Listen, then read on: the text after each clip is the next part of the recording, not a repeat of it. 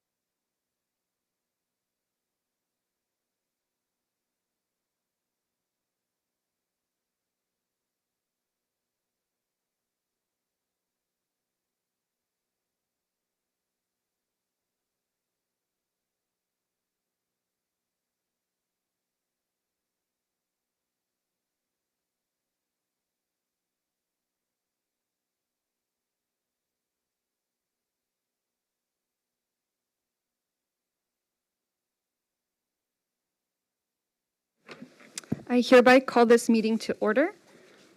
Superintendent Perez, could you please lead us in the Pledge of Allegiance? I'd be happy to. If we can please stand. Right hand over your heart. Ready, begin. I pledge allegiance to the flag of the United States of America and to the republic for which it stands, one nation, under God, indivisible, with liberty and justice for all.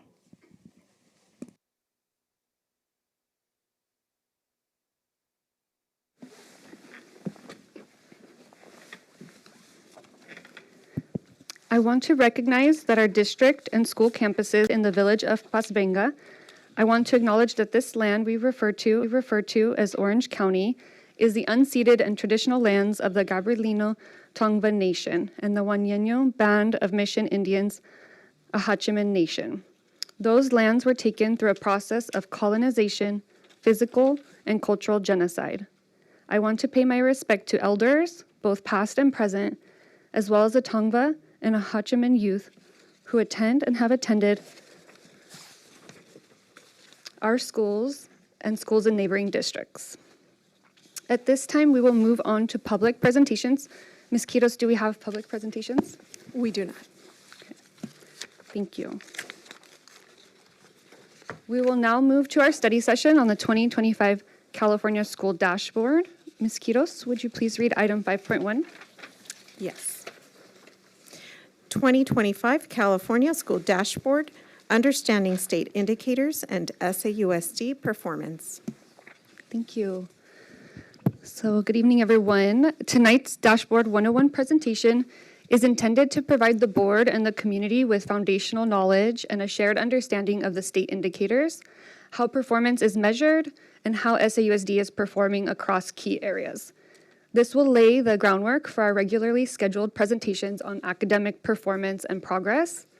The session is designed to support a fruitful conversation, ensure the board's questions are captured, and help shape future discussions by signaling to our staff our areas of interest within specific indicators.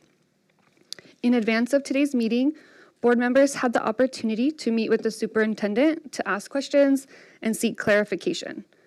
So as a result, our study session time is intended to focus on the key points we want to highlight together, share reflections publicly, and raise any follow-up questions that emerge from the discussion. After reviewing the presentation thoroughly with our superintendent, in order to help us move through the content, I have identified natural pause points after slides 6, 16, 25, and 32. So if my colleagues want to note those down, 6, 16, 25, and 32, at which time I will open the speakers list. So again, it's 6, 16, 25, and 32. Each speaker will have up to 3 minutes per round, and my goal is to move to the next section after 1 to 2 rounds. So please prioritize your most important questions and comments. If we move ahead before you're able to ask a follow-up question, please note it, as there will be designated time at the end to circle back to your remaining questions or reflections. And with that, Superintendent Dr. Perez, you may begin the presentation. Thank you, Board President Brazier Aceves. Very excited to be before our board tonight. And I'd be remiss to not acknowledge all of the people who helped put this together. I know you only see me here sitting in front of you, but this represents the work of so many of our staff members. And so I know Dr. Emily Wolk is actually sitting in the audience with us today. Thank you, Emily, for being here. She truly did take the vision that I had and laid out, what I wanted to be able to demonstrate and have dialogue with our board and put that into action. So I just want to acknowledge her and her team and say thank you. This is a reflection of all the work that is happening at every single school site, in every single department, programmatically. And so I will start by sharing that we have good news to share in a way that demonstrates growth that our district hasn't seen in many years. But I want to be clear, and I want for our board to, have the time and space to ask the questions. So yes, we can celebrate, but we also want to be very deliberate about the conversations we're having, because in no way, shape, or form have we arrived, or has any district arrived. There, you'll see what I mean when I say that there's growth that is expected and called for within the California dashboard for all schools in our district, all districts in our state, I would say. And so I want to thank our board, honestly, for this commitment. And I actually shared this with one of our board members. I want for you all to actually take a moment just to recognize the dedication, and I appreciate it, but the dedication to stay with the data conversations and the academic conversations. We have talked about this, and I feel like it's been for a long time, but it hasn't quite been that long because we've only been together as this governance team since July. So I can say that we've had, more data conversations in that short period of time than we've had in quite some time. And honestly, that is due to the leadership of this board. That could look very different, should the board want it to look very different. And so I want to acknowledge that and just express my gratitude, for you all being committed to this. I heard that commitment, but the actions towards that commitment mean a lot. So with that, I'll jump into the presentation. So again, this is a Dashboard 101. This data is not the end-all be-all. It actually gives us an overview of how we've done. Not how we're doing moving forward, but how we've already done. So this is, a lagging indicator. And I use that language, and I want you to, become familiar with that. This is a lagging indicator. The future presentations that our team will share is that around leading indicators, data that we should be looking at on a regular basis that informs decision-making in our district day-to-day, hour-to-hour, minute-to-minute, that sort of data. This is, again, that lagging indicator that helps our board see the big picture, and I would say also think about how we're allocating our resources. So with that, we'll get into our shared purpose. So again, today is about an overview of the California School Dashboard. The indicators that we will delve into are the indicators around English Language Arts, math, English Learner Progress Indicator, or the ELPI, our graduation rate, and our college and career indicator. So those will be the 5 that we delve into today. There are other indicators, but these are the indicators that are more specifically around the academics, and very intentionally want to spend time in those conversations. So I want to make the clear connection between what we see on the dashboard and what we know to be our priorities here in Santa Ana Unified. We kick this year off, again, through the leadership of this board, identifying literacy for all by grade 3 as something that we are getting after and we are paying attention to, and very deliberately looking to improve. That is the goal number 1. The second goal is around accelerated English learner progress, so that rapid but meaningful reclassification by grade 5, and then the third and final goal around college and career readiness. I'm sure that you can already clearly see a connection between the dashboard indicators and what are our district goals. And the reason why I make that connection is because while we're going to talk about dashboard data, we only get to see this one time a year.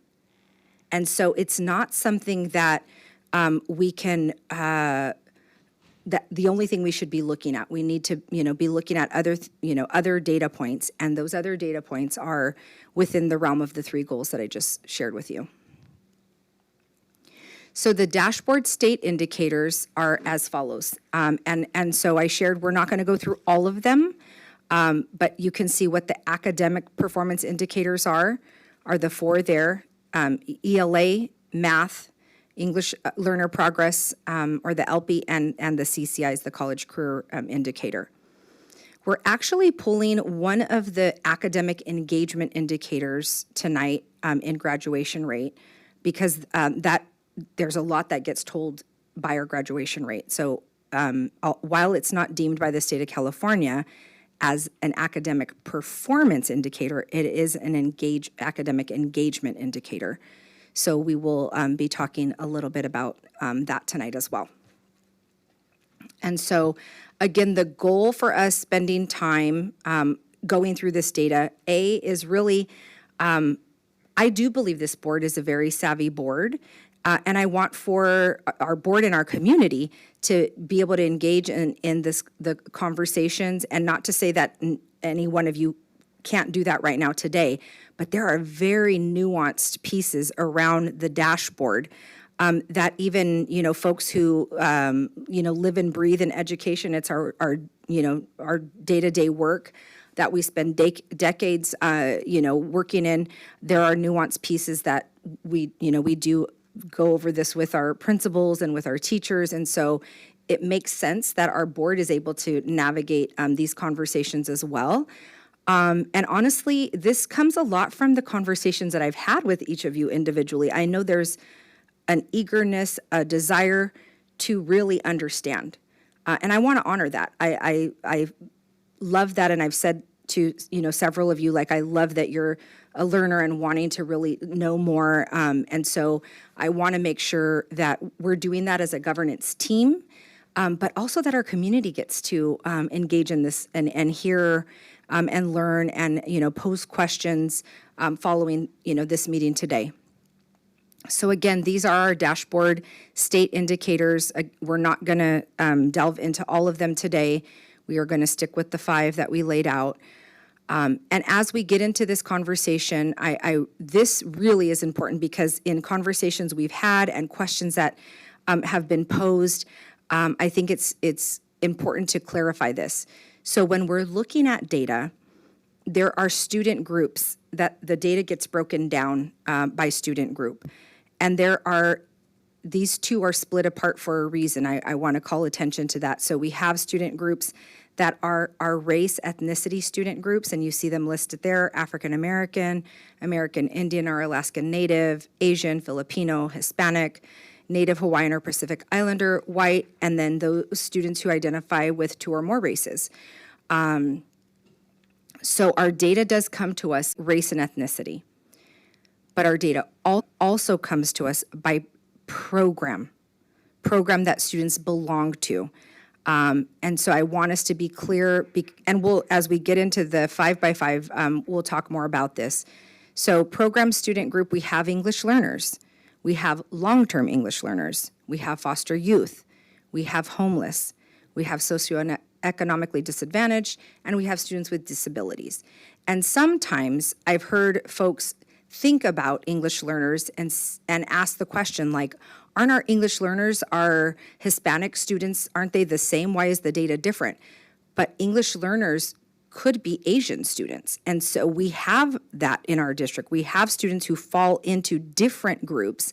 And so I call these out specifically because I recall in the past when we've shared information, not just from our board, but from other, parent groups and different folks, that there was some confusion. So I want to make sure that we're clear about who our student groups are. And this, again, this is not SAUSD saying these are the student groups. This is actually what comes from the state of California. And so our state indicators, 2025 state indicators are as listed. These are, again, the 5 that we're going to talk about. I just want it to be very clear about what we're here to talk about tonight. And I also want to front load and share that we have our calendar of all future data conversations and presentations that we'll be having. So tonight is to lay the foundation. We're not going to delve in any real way into English learner specifically. We're going to look at some high-level data. We're going to talk about what the board would like to see in those presentations. And so please know that our team is watching from home. Except for Emily, the team is watching from home, and the direction and the conversations we've been having is around listen to what our board is asking for. What are they curious about? What are the things that are going to help them make the best decisions? And let's develop the presentations that answer those questions. So when we talk about the future presentation around literacy, the team is going to be using the conversation that you guys have tonight to frame that up and answer the questions that we hear be posed tonight or hear the board be curious about tonight. And really, that's what data should be. It should make us curious about why is this turning out like this? What is this a result of? What are we, doing to get these results? What worked? What didn't work?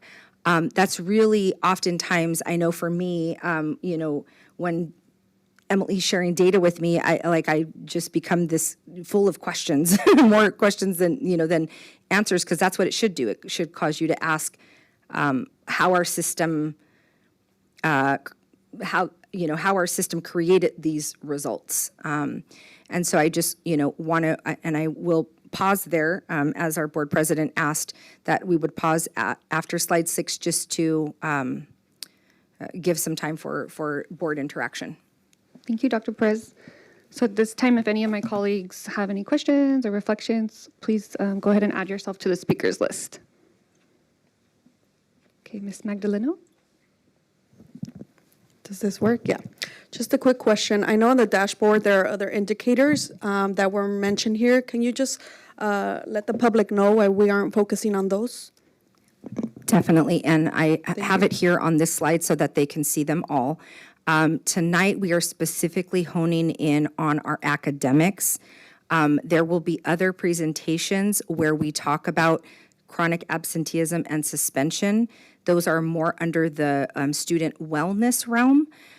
Tonight, really, we're taking the time to focus on the academics because there will be many more presentations to come around academics, and I wanted for our community to have some foundation around the academic pieces and not have to start each presentation front-loading with all of this information, because then that would take quite a bit of time. Is there anybody else on the list? Okay, go ahead, Ms. Lepsak. Okay. Yeah, I think it'd be good if we could get a definition of homeless and socioeconomic disadvantaged, because I know that when I was a tutor from McKinney-Vento, I never really knew what the definition was. I assumed the definition. A lot of people assume they're living on the streets, and that's not what it actually means educationally. Mm-hmm. So if you could give those definitions, I think that would be helpful. So you said for homeless and socioeconomic disadvantaged. What is that? If you could define that. Yeah. And are you looking for that in this moment? If you know it at this moment, I mean. Yeah, I can share, and I will ask, because within the context of the assessment, I don't want to mischaracterize how those, how that gets determined. The threshold for socioeconomically disadvantaged, I will, because I don't want to put a number out there that's not accurate. That one, if Emily can get that in this moment, we'll answer. Okay. But with homeless, to clarify, a student can actually be identified as homeless if they are doubled up in a home. So it does not mean that a student does not have some place to live. Does not mean that a family is in a motel or they're in their car or things like that. It could mean that they are living with another family in an apartment or in a single-family home. And that other family could be relatives, like grandparents. It could be, most definitely, but it may not be. I mean, we have a lot of different scenarios, I know, in our community.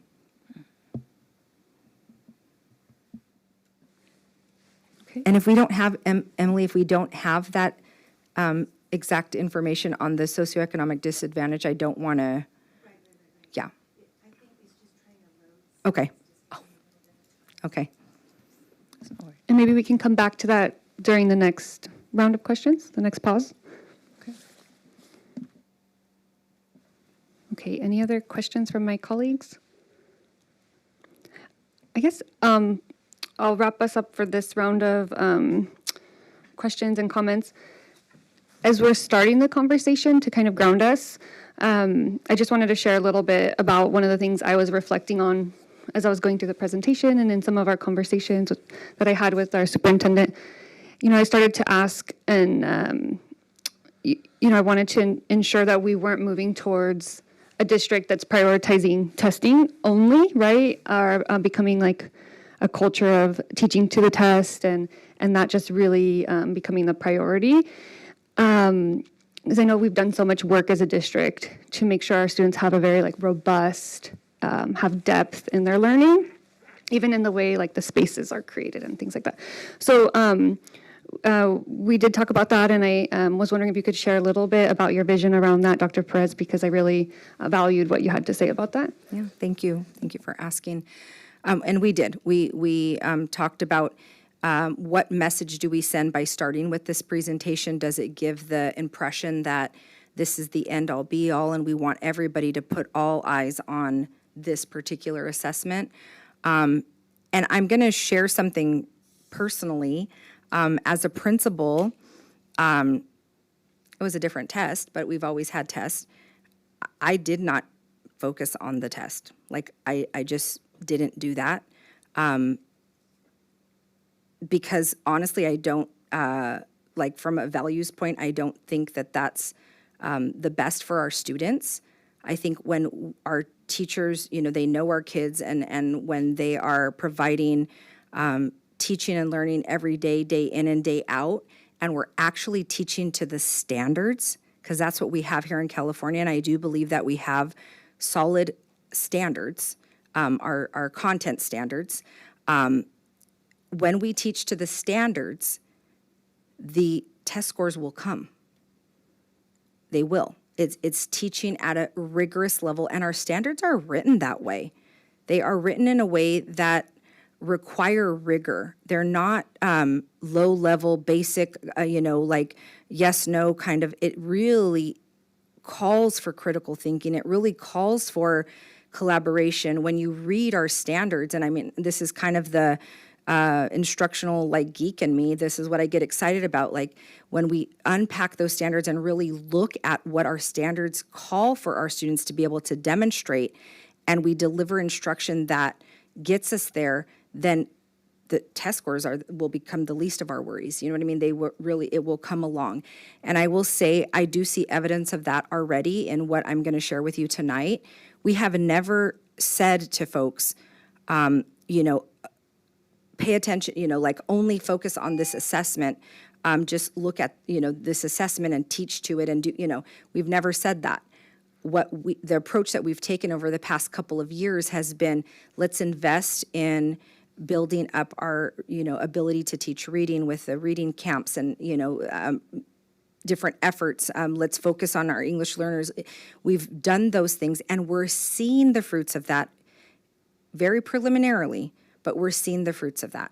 And so, I mean, having been in education for 20 plus years, I see I'm not just saying this, I've seen this as a principal, I've seen this, as an assistant sup, as a director of elementary instruction. And so, I have said to our principals, I will say this publicly and to our, to our board, I said to our principals, I do not want this to be the end all be all. Actually, we have other assessments that are much more impactful to the teaching and learning that's happening in the classroom than this assessment. But should we pay attention to it? Yes, we should, because our kids have to compete on a global level, and we need them to be able to demonstrate that they are meeting the standard. And so we can't ignore it. I don't want our schools, our principals, our parents to ignore these results. We have to, get better and deliver on that. But I don't want it to become the thing that drives us, that is our driver. I worry about that with districts that do that for multiple reasons. People do get, kind of crazy about this, and, people start to, not fully serve our students because, in the way that they should because they want the result. And then I think about the students, who might have this strong academic, but are they able to function out in society? Are they able to be part of teams and, in the job, in the workforce? We need our kids to have more than academic skills. We need to invest in them, in the people skills that they need. Like I said, the critical thinking, the collaboration. So, yes, we're starting with this because it is what the public and everybody does look at and see, and so it does matter, but I don't want it to be our driver. Thank you. And just to wrap up on my thoughts, I really appreciate that, and I feel really solid in the seeing the progress that's being made and the direction we're going, and knowing that we're focusing on our 3 goals that we have as a board and as a district, and that we will see the results come naturally, and just for our sites to know that and feel confident in that as we invest and continue to assess what's working, and then reinvest our resources into what's working and getting us movement on those 3 goals. The rest should, and we are seeing those results. So thank you. We also have Dr. Alvarez next. Thank you. I just had a couple of quick comments. Today's the start. We're starting with the dashboard. According to the governance calendar, there's other things that we're going to be looking at. But I think since we're at the start right now, I think that we, as a board, need to commit to data-driven decision-making. You're using the data, focusing on the data.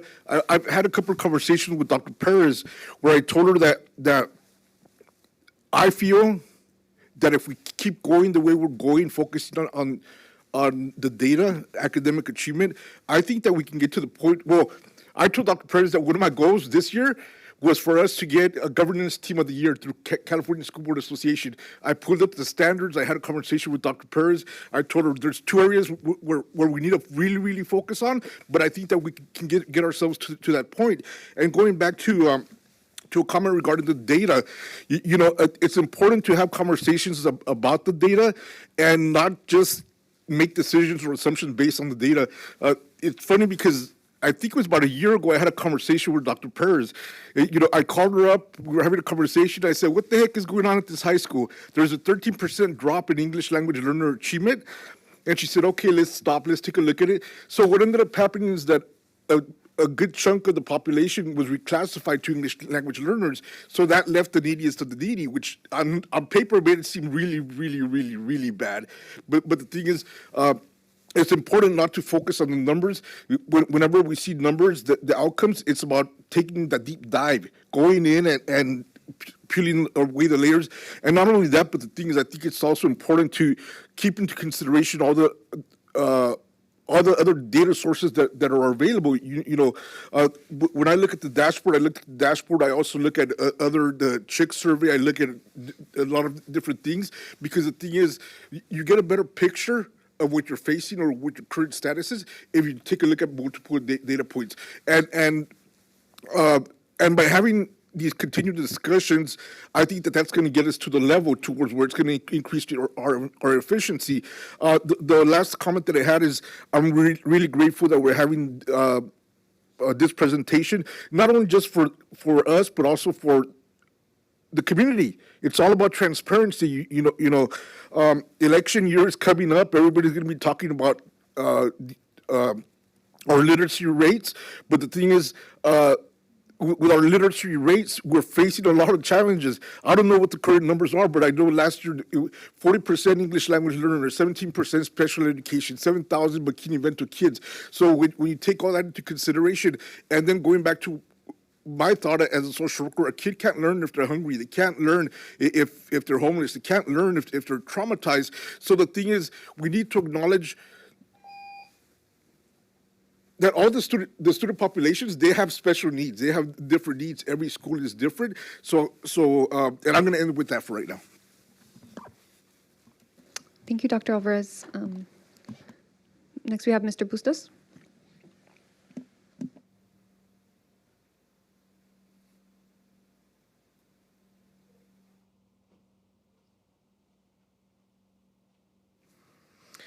Thank you. Well, good evening, everybody. First and foremost, I want to thank my colleagues and our superintendent for having this discussion. I know that this was something that was in the pipeline in our line of presentations that we really all committed to and said would be a priority moving into this calendar year. And so I'm excited to see that this really is the first step. I think for me, as we move into this, actually start looking at the data and start having conversations, I just had a few comments related to where we are and I guess like where we should be going, right? We all have a role to play in the academic achievement of our kids. Every single person, from our educators to this board, to our administrators, and to our parents. And I think that is a piece that is so critical that oftentimes parents forget about. When we have results in front of us that don't look too great, we often try to point the finger at somebody else. Who do we blame for this? But I hope that this is a moment for us as a community to come together, to work with one another, to build relationships so that our kids will benefit, so that our kids, we can see these trends go up. And so that's only going to happen if there's a serious commitment from all of us in our community to do that. And so it's going to take the work of our educators, it's going to take the work of our administrators, the work of our superintendent, the work of this board, but also the work of our families at home, and making sure that you also have an understanding of how you can support your child, how you can connect with your child's educator and become a team, understand this data that we're presenting, and then ask yourself, how can I contribute to this? What can I do to support my child? And so really, I hope that this is the tone of the conversation as we move forward this year is how do we come together? How, instead of pointing fingers, instead of shifting blame, how do we take responsibility and ask, what is our role in this? And as a board member, I'm going to do that in this decision-making authority and space that I have. But again, we really are going to count on everybody to come together to make sure that we're serving our students to the best of our ability, but that, again, we're doing what we can to meet their needs so we can see them achieve their goals in the future. So I'm looking forward to that, looking forward to the rest of this presentation. Thank you, Mr. Bustos. And Superintendent, I think we can continue with slide 7.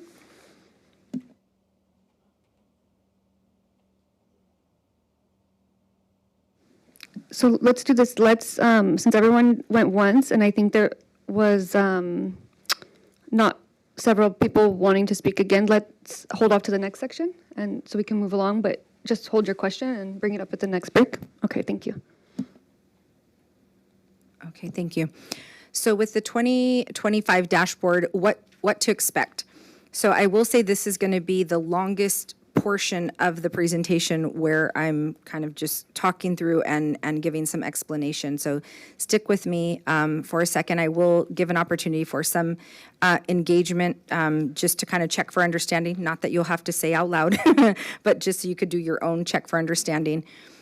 Because this is complex. It's not, you look at it and there are some complexities to it, and I want folks to understand, and I want our community to also understand so that you all can be engaged with us and ask the questions about your own child's progress.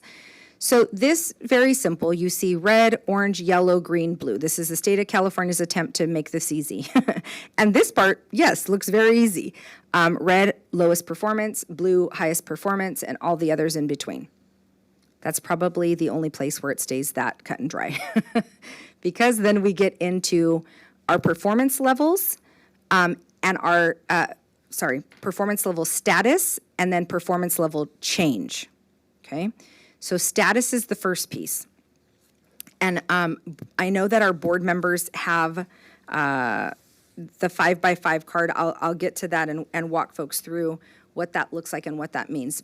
But when we talk about status, where did a school or district land? Are they performing at a very high level? Are they at a high level, a medium, a low, or a very low? Your status, how you've performed, where you landed in your performance.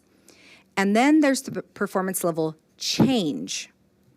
So did you, as a district or a school, have a significant increase, an increase? Did you maintain? Did you decline? Or did you decline significantly? So those are all of the moving parts and pieces that actually land on this 5x5.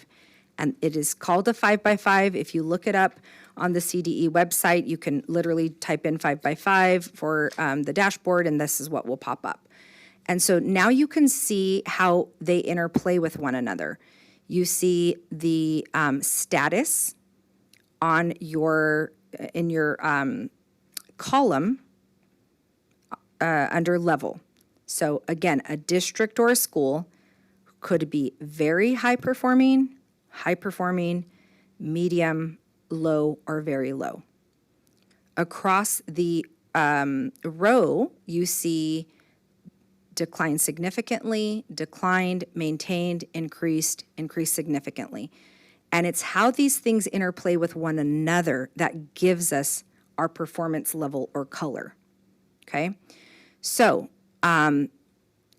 there's an example there. We have a high-performing, let's call it a school, a high-performing school that had an increase. They are then given the color or the performance level of green. So I caution us from jumping to conclusions when you see yellow, for example. I'm going to use that one next. You might see a school and they're yellow in a particular area, and you might make an assumption like, "Oh my gosh, that's horrible. They're yellow." But I want you to recognize that it could be a very high performing school that has had a significant decline. So then that school should be looking at and saying, "Ooh, what's going on here? Why did we have that significant decline?" And to Dr. Alvarez's point, this is why I say more questions come than answers, because you should then be thinking, what happened? Was that a result of, a student group? You're now looking at your student, where did this significant decline occur? So we naturally want to just make some assumptions when we see a color. And think that, things are either horrible or they're, great, very black and white. It's not that way.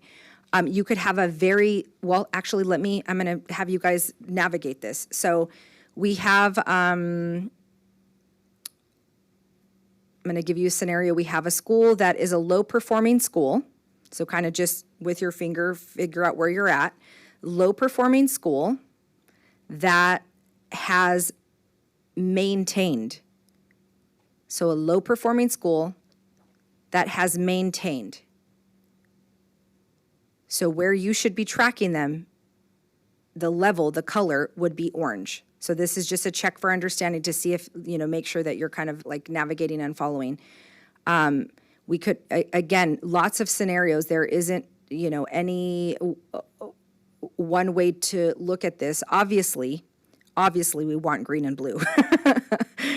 We want green and blue. We want to see things moving in that direction where we're getting, increased significant results. But there could be a scenario where we have a high-performing school who, was blue and they declined slightly, and that makes them green. So now there's a regression. But there's questions that we should be asking. And that's really the point with this, with the state of California. I know we've gone through so many iterations of how to, quote unquote, grade schools when we had API and AYP and all of these different versions. But this does actually force the growth. It forces us to look at the change, and make sure that, there isn't a way for a school or a district to arrive and then they're just there forever. You've constantly got to be working and looking at your practices and, understanding that you have new sets of students and what might their challenges be, and what might be things that we need to be focused on improving.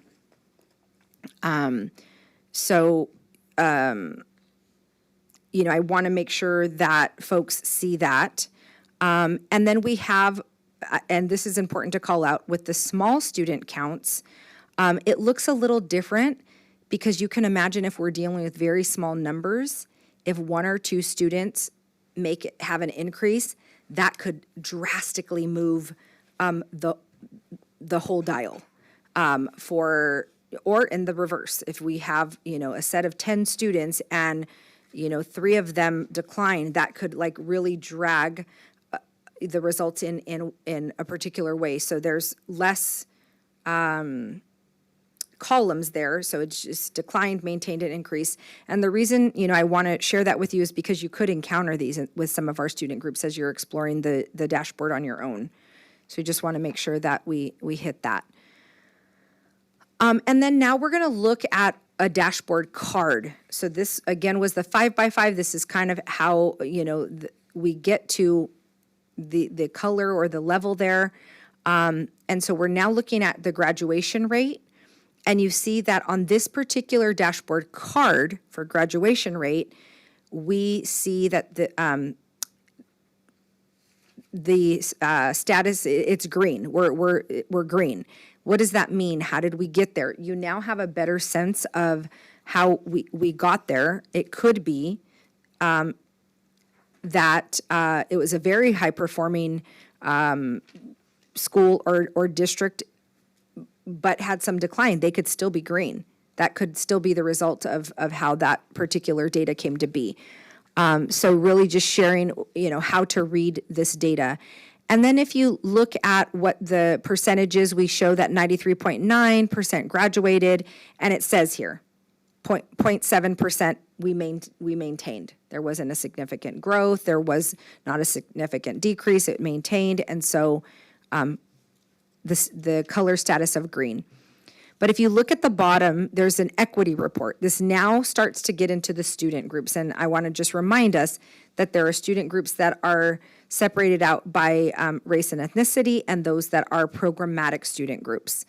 And so you see within our equity report, there is one student group that, while the overall data is green, there's one student group in red. And so curiosity would be piqued for me, okay, well, what group of students is this, right?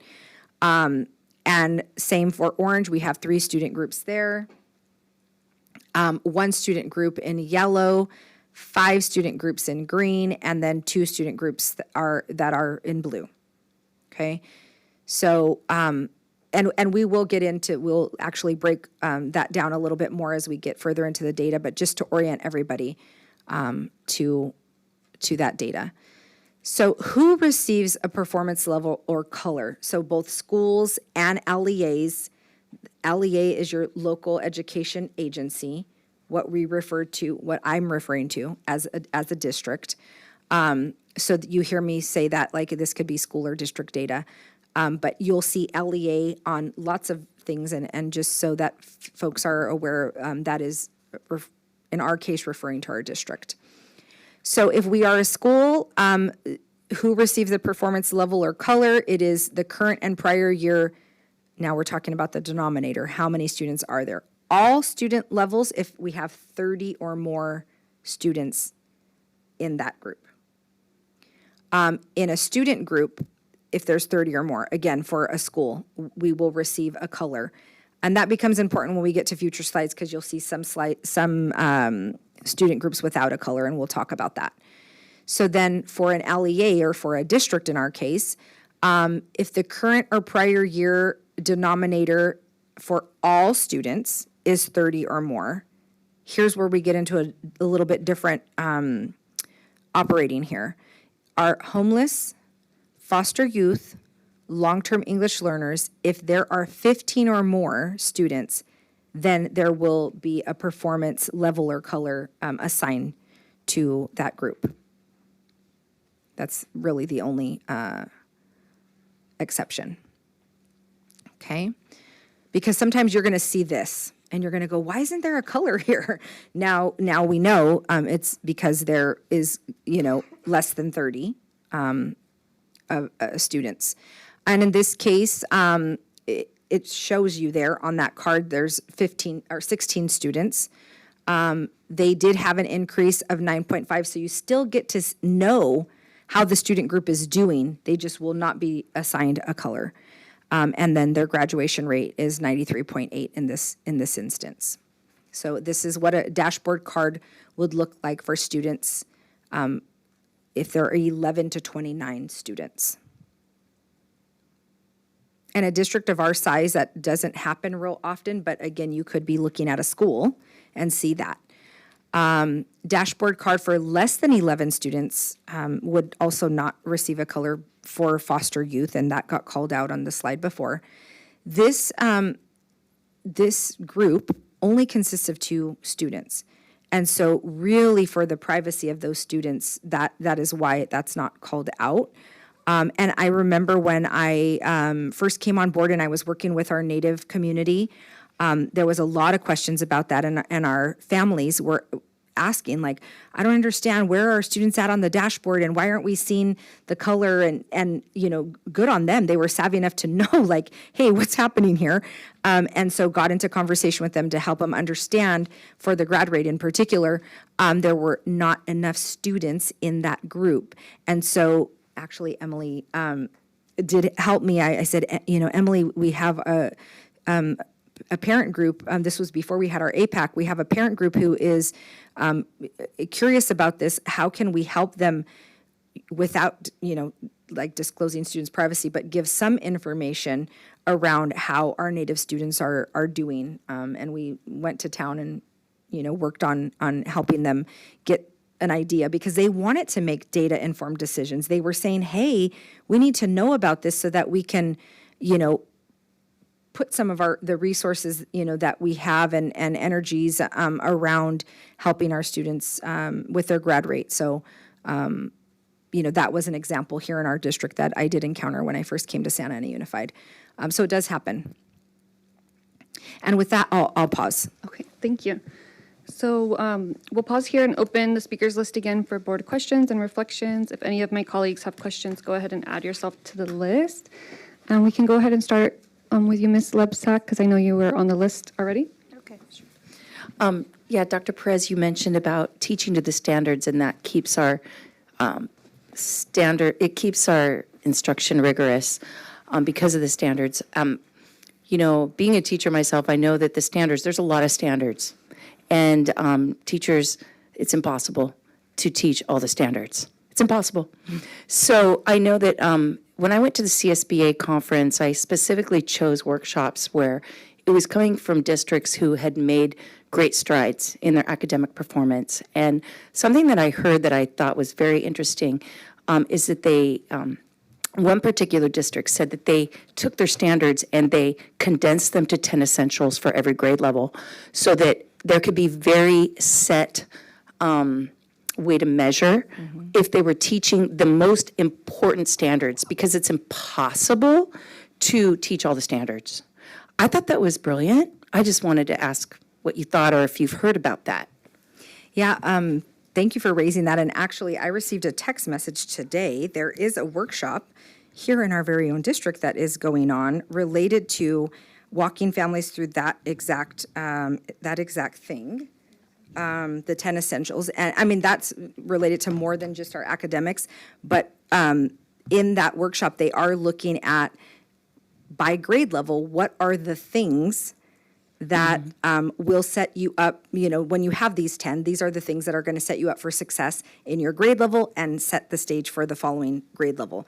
So yeah, there's a lot of research around that, and you're right, a lot of successful districts do, narrow down, and they're high leverage. Like we're always asking ourselves that, what can we be doing. That's a high leverage skill or, act that is going to not only influence this immediate thing, but, a few things down the road. So yeah, there's been some work in our district around that when we were backwards mapping our graduate profile to look at really those things by not even a grade level, but by grade span, because not all students are even going to demonstrate when we say by third grade, right? Some students are going to demonstrate that at a faster rate, and we don't want to hold them back either. And some students are going to take a little bit longer to demonstrate, mastering the standard. And so we want to provide scaffolds for those things too. But yes, there's a lot of research and a smart way to go when you're narrowing down, because yes, as a former sixth grade teacher, a million standards and you're like, oh my gosh, what do I do? What do I do with this? When you're talking about the workshop today, is that through FACE? It is. So, yeah, I thought I saw a book about the 10 essentials. I know that we're talking to parents about the 10 essentials, but I'm not sure if we're talking to teachers about kind of narrowing some of those standard expectations up, but just a thought. Any other colleagues want to jump on the list?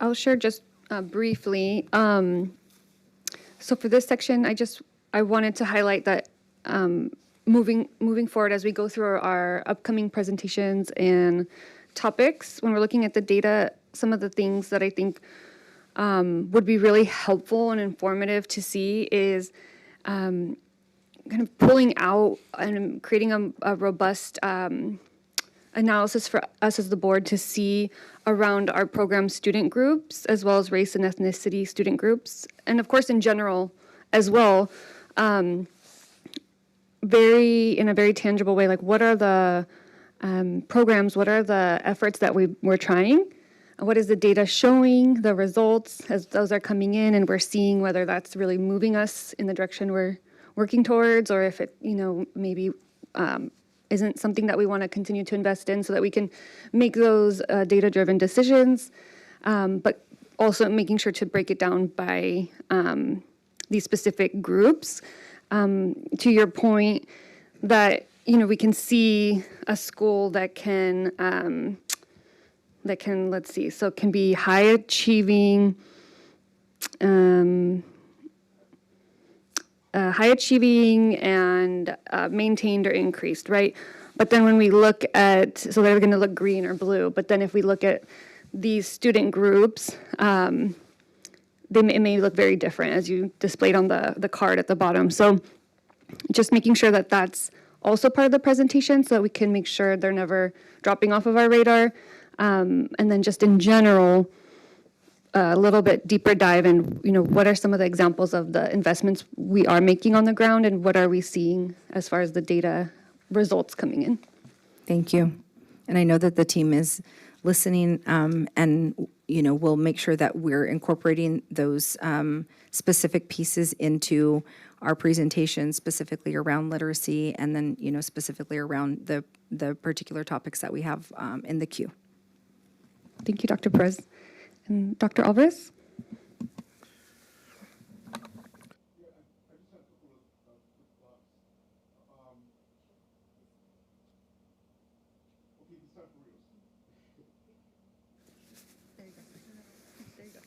All right, this time for Rios.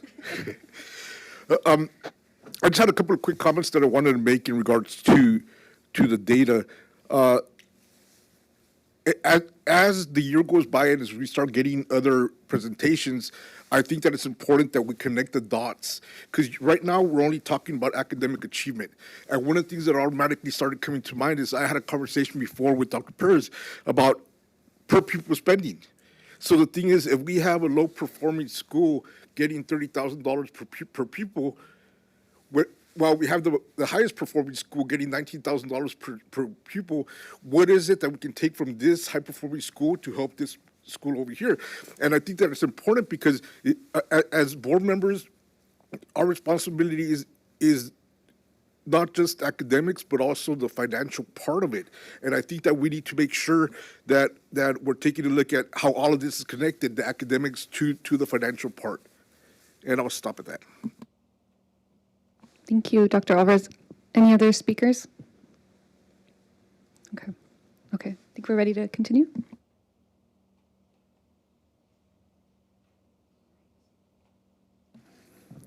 Okay, so moving into our actual dashboard now, we will get into our, oh, I forgot I have the clicker, SAUSD accomplishments. And so at the bottom, you see the 2024 California School Dashboard for SAUSD, and then at the top, you see the 2025. And so I'm going to go just one by one for looking for the change. And again, everything I just told you, I don't want to like fly in the face of that and say, now just look at the colors because that's all that matters. We know we have to unpack this, but we're looking at those colors as a starting point to say, yes, there has been some progress. And I didn't know this, but Emily shared with me that this dashboard, the progress, is more progress than we've seen in 8 years. So, yes, I mean, and that's why I'm saying we know we haven't arrived, but we are going to take that to mean that some of the things that we are doing are working. We're going to interrogate what we're doing and really like peel back the layers and be very intentional with how we move forward. But I think that's a huge accomplishment, and honestly, for our school leaders and our teachers at our school sites and our families, again, it does take everybody doing this. So this also means that the accomplishment belongs to everybody. So that I want to point out and acknowledge. I think about, as Dr. Alvarez pointed out, the other things that get connected to this. We've had a significant increase in, family engagement and families being involved. I know that there is a correlation between the results we're getting and the efforts and the work that's happening. Everything is adding value to this. I'm always going to be about fine tuning, and I think we have opportunity to tighten up and do some things more deliberately with our families, so that they are equipped and knowledgeable and can advocate for what their students need. And again, that's a help for us. That's not a hindrance. That should not be looked at as a negative. That's a help for us to continue on this momentum. So if I'm looking at chronic absenteeism in 2024, that was yellow, stayed yellow in 2025. If I look at suspension rate, again, was green, stayed green in 2025. And this is, where the excitement comes for me, is because a lot of the academic pieces are where we saw the gains. So in 2024, English learner progress was orange. We are now yellow. Again, I want to interrogate that, really deeply understand what that took to get there and what it's a result of. Our graduation rate was yellow, is now green. Awesome, beautiful. Our college and career indicator was yellow and is now green. Again, amazing. Our English language arts was orange and is now yellow. We have to build upon these things. This is momentum. We have to seize this opportunity and build upon these things. So, and then lastly, we have mathematics, which was orange and is now yellow. Let's not miss this opportunity. Let's really double down, dig in, and build upon the gains and the success that we're seeing.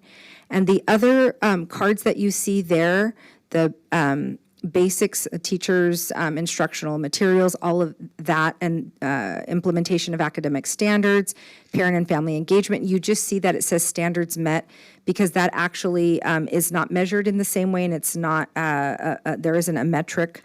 These are self-reporting. We self-report those things. All districts do, not just us. And so our standard met, so we don't get to see movement in that, but we internally are always digging in and reflecting and saying, how do we get better with the climate survey? How do we get better with the access to broad course of study? Are we doing everything we can to ensure that our students have access to the courses of study that they need to, again, then meet the college and career readiness, for example. So again, those are the accomplishments, yay. And then my mind goes to, okay, let's dig in, let's dig into this. And so the academic performance indicators, we'll start with English language arts. And you see, again, we are yellow. We had 45.5 points below standard. So I want to explain this. The state of California lays out what is standard. And I'm doing this this motion here because you're below or you're above or you're at standard. So they set a threshold. And at this time, Santa Ana Unified is 45 points below standard. So we have some ways to go.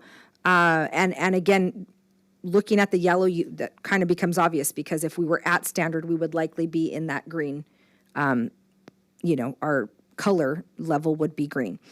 And then we did increase by 6.1 points. And then if you look at that equity report, it lays out for you. And then over to the right, you can see who those student groups are. On the graduation one that we looked at last, the graduation card we looked at last, you just saw the equity report. You didn't actually get to see the more detail where we now get to say, who are these student groups? So I want to take some time, give you all some time to take a look.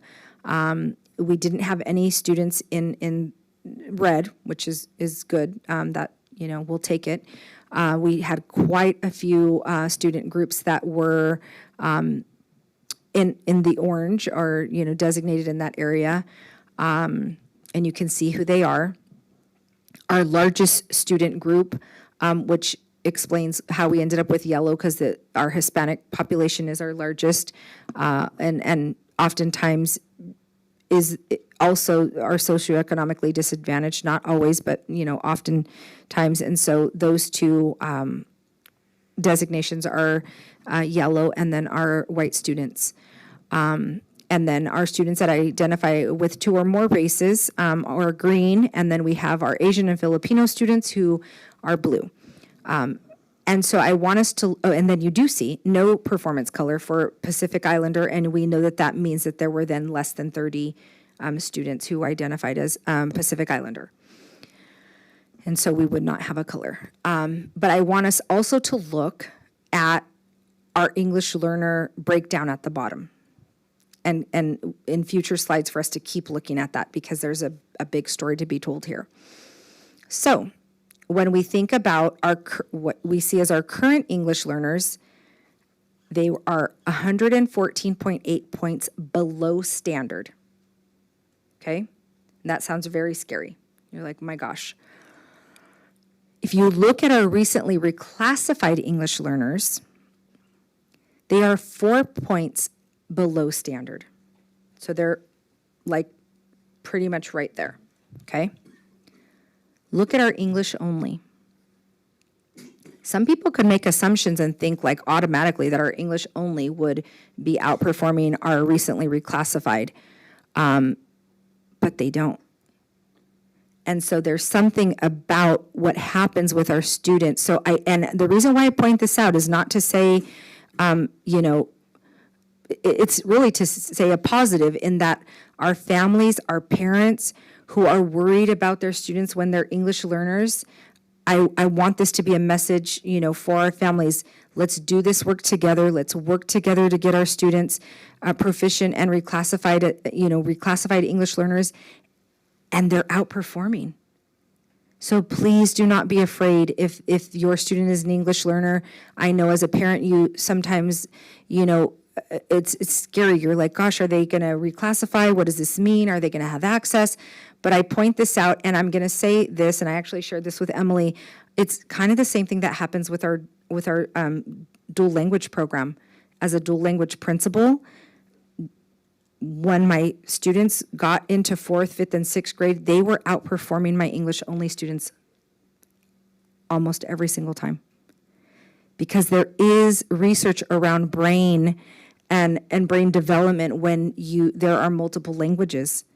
So let's really lean into the asset of our community and the multilingualism in our community and embrace that, because that can be the piece that really uplifts, what we do and how we perform and how we stack up to other districts. Let's lean into this as a asset. So it's, some of the things that I took from the data, and know that, historically to be true. I can think about when I was a principal 15 years ago, that was the same. People were asking me, like, how are your students, back then, advanced proficient, it really is about the language proficiency. So just wanted to point that out, because sometimes, we get caught up in that, we have all these English learners and what do we do? And they're 114 points below standard. What do we do? We have to be deliberate and pay attention to what's working, because what's working is really working. So I just wanted to point that out. And then we get into math, our academic performance there. Again, you can see what that looks like. We have sometimes the same student groups, that were in the orange on ELA, also in the orange for math, with some exceptions. We see our students that are experiencing homelessness, not in that orange group, but actually in the yellow in the area of math. That's awesome. Like, let's look at, what is the difference for them and their performance there. Again, I always get curious and really want to interrogate how we got here, ask the questions. And so you can see what that looks like, and you can see the same kind of trend when you look at our English learners and how they perform in math as well. So recently reclassified, 40.2 points below standard, English only 57.5. And so, I've said this before, I think, language instruction is beneficial for all of our students, not just our English learners. Our students that actually are classified as English only could benefit from those strategies and that intentionality around their learning as well. All right. Moving into our academic performance around English learner progress, you can, see there, take a look at our English learners and then our long-term English learners. And there's some things to be curious about there. We have, some people would be very surprised, and I think in one discussion I was having with a board member, it was like, wait a minute, our long-term English learners are performing better than our English learners. Why? What does that mean? And performing better in that, like, where their status is, they're green. They're seeing some pretty solid progress, with 45% making progress and an increase of 9.5%.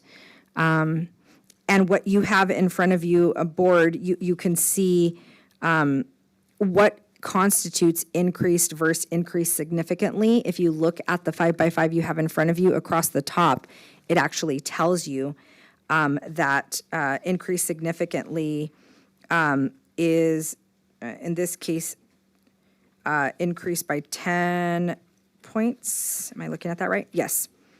10 or more points. And then the increased is between 2 and 9.9. That's with my glasses on, geez. And this is all public information, so there isn't anything here, that our board is looking at that is not public information. But you can see what constitutes significant increase versus maintained. And so just want for us to, be mindful and take a look at that. And then our last academic performance indicator is around college and career. And in this area, we are green with 49% of our students being deemed, as college and career ready. Obviously, we want that to be much higher than 49%. That does constitute green ranking for us. And when I said earlier, like, we want to be green and blue, yes, but when we look at those numbers, we also want to make sure that we have a majority of our students actually demonstrating what we need and want them to be demonstrating. So you can see the equity report there and how our student groups you know, how it breaks down for our student groups, and then who does not have a performance color, for purely because we don't have the number of students to constitute that. But it helps us, and I want to point out and make a connection. Dr. Alvarez said, you know, we need to make connections to all the things, and we do. And in this case, the piece that I want to make a connection to is the LCAP. So when we talk about the LCAP and supplemental and concentration, and this is very important for our families to understand, the LCAP dollars are to supplement or to add to what we're already doing or concentrate, you know, really focus in on things. And so if we're looking at, for example, college and career indicator, we may, you know, draw a conclusion that, you know, our foster youth, I'm looking that they're, you know, or they're indicated with a ranking of orange. We may want to really look at our foster youth and say, what access do they have? How do we use our LCAP dollars to really concentrate on this particular student group? Because we're doing with our general fund dollars for all students. We're creating program, we're creating, you know, what is the standard expectation. But some students and student groups are going to need more. This is how we see who needs more.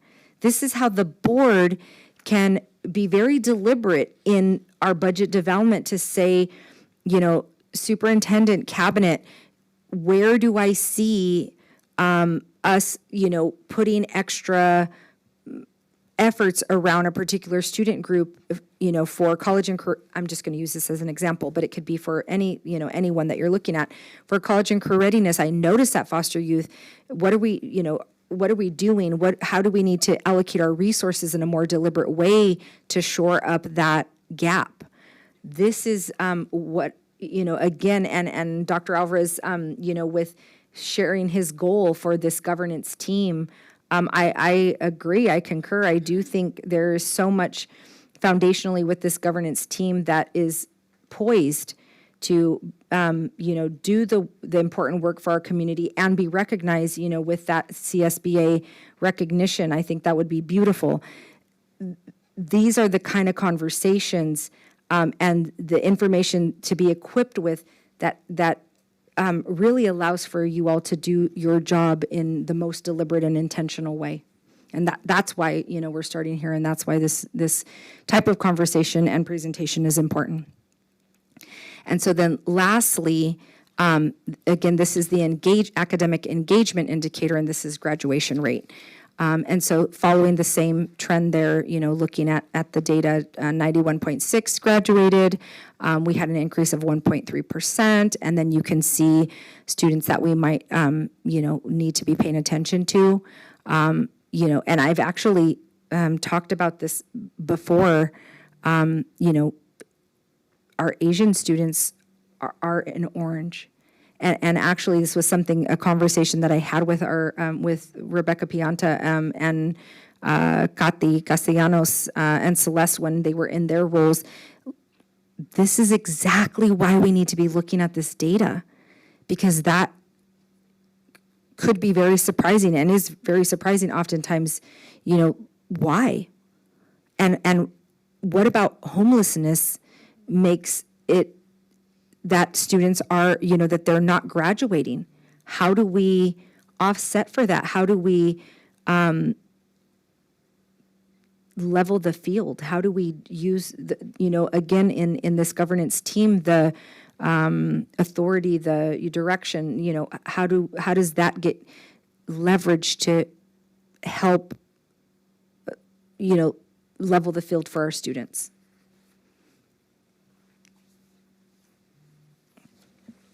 Thank you, Superintendent.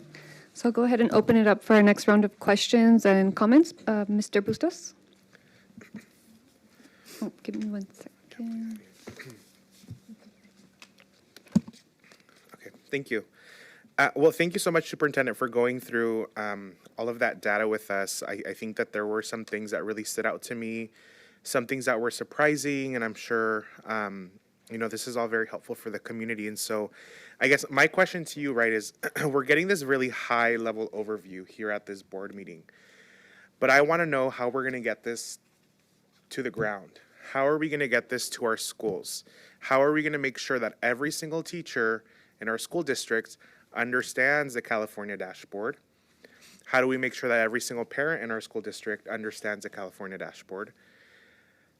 And how do we make sure that as a school district, we're spreading that information out, right? And so I think it's great for the folks that listen in and tune in to our school board meetings and are able to watch this. But now I want to hear about your plan to actually be deliberate and ensure that we're looking at this data and we're being intentional about it, and that we're not having these high-level conversations as a board, but we're actually going into our schools and having these conversations and really being able to pull this data apart so that then the schools themselves can really help make those informed decisions about, well, how do we support our homeless youth that are struggling? How do we support our foster youth that are struggling?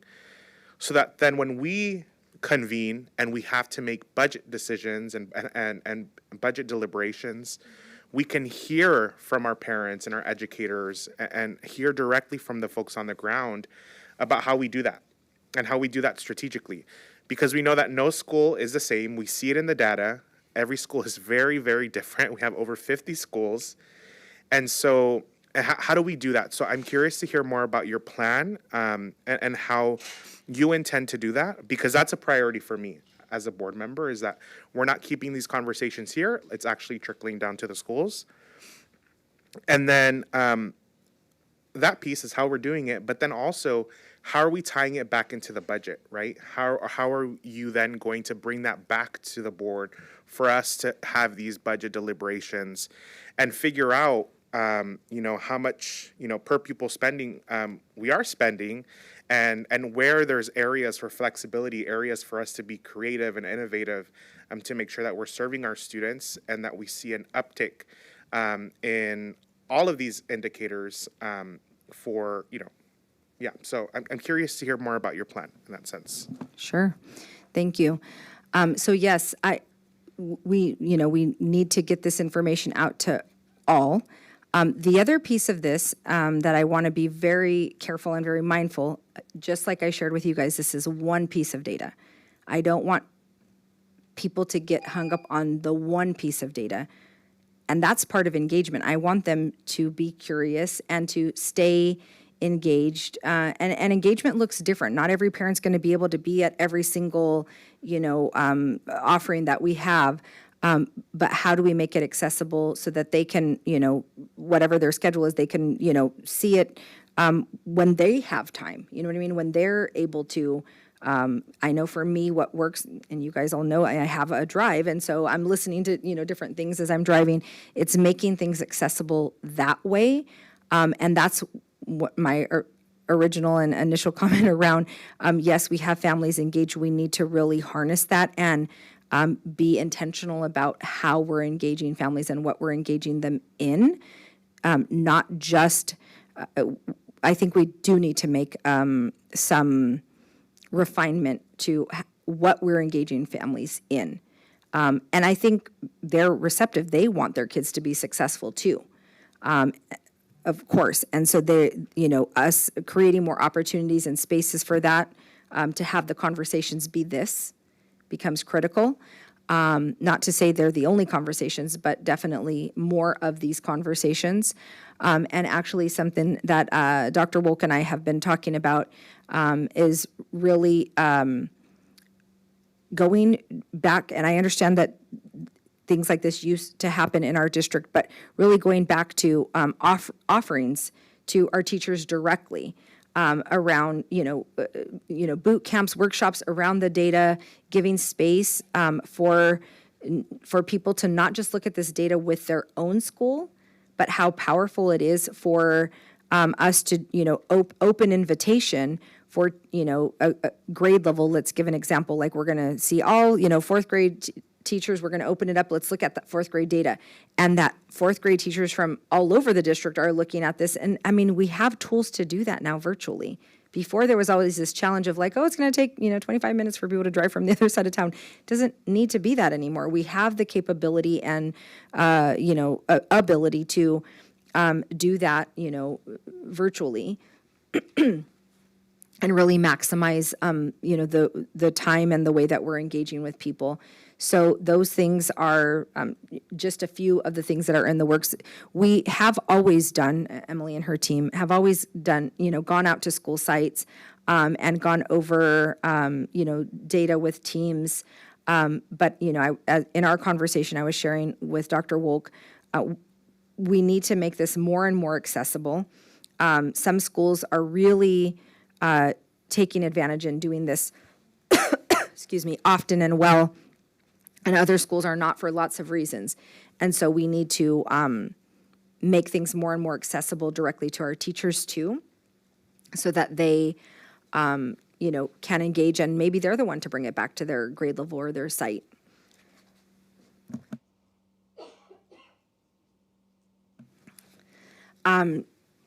So those are just a few of the things that we've already talked about with regards to how to make it accessible. Oh, yes.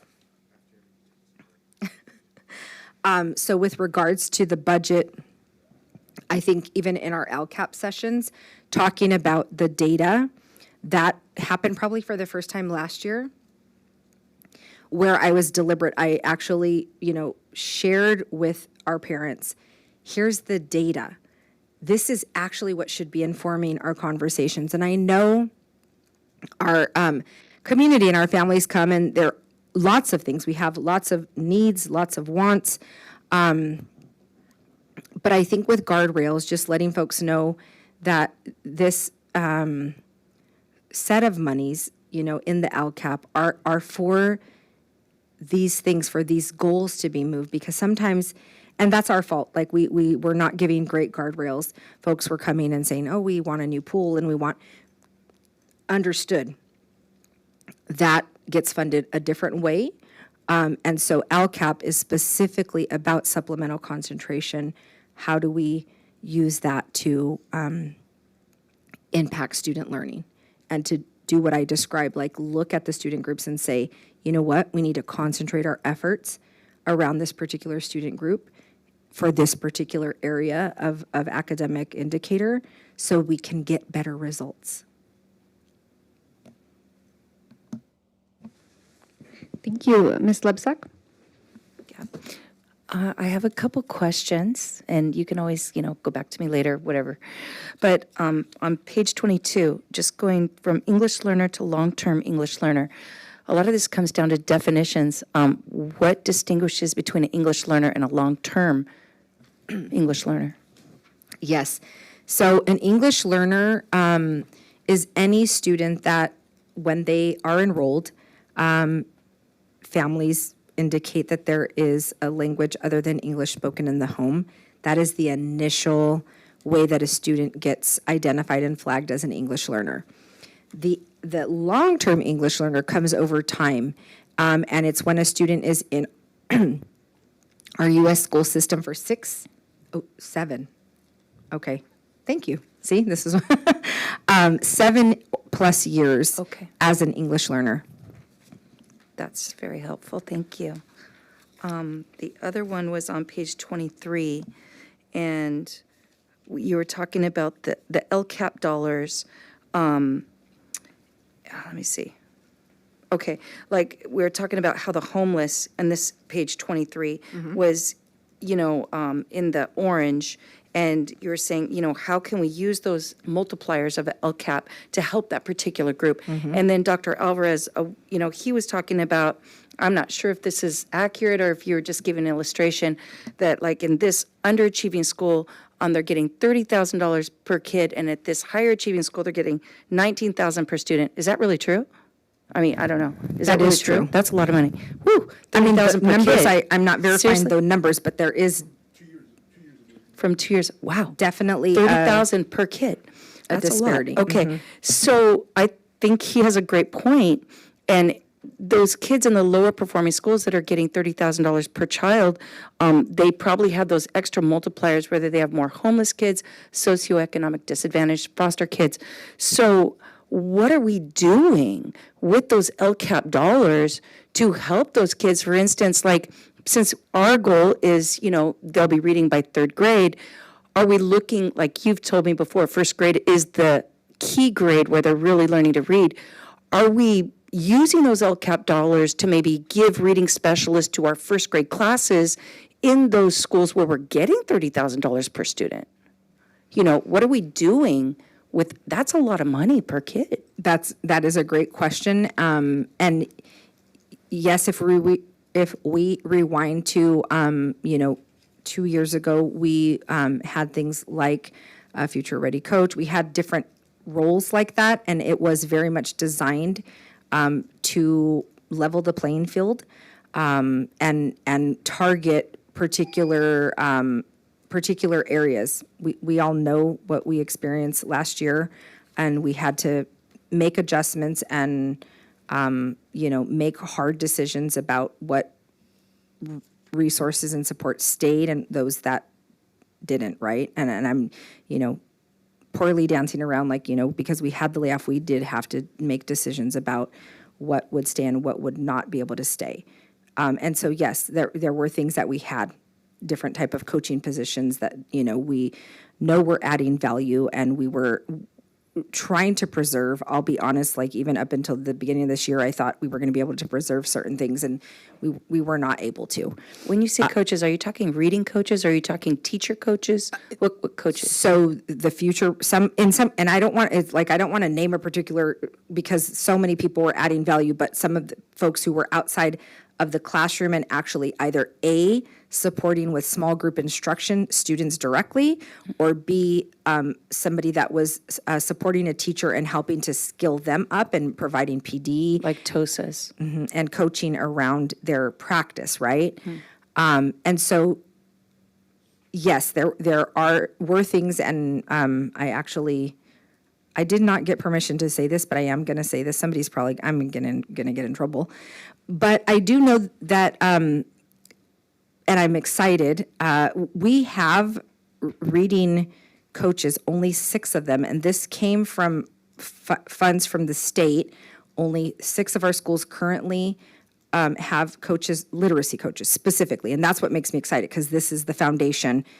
When we do that well, then all the other things to come are a little easier, right? When we have students reading very strong and well, then we're able to get the reclassification. We're able to, provide access.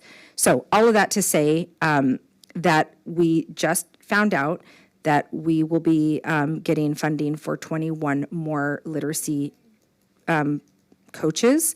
This, again, is coming from the state. And so we will be, it's all preliminary, literally we just found out yesterday.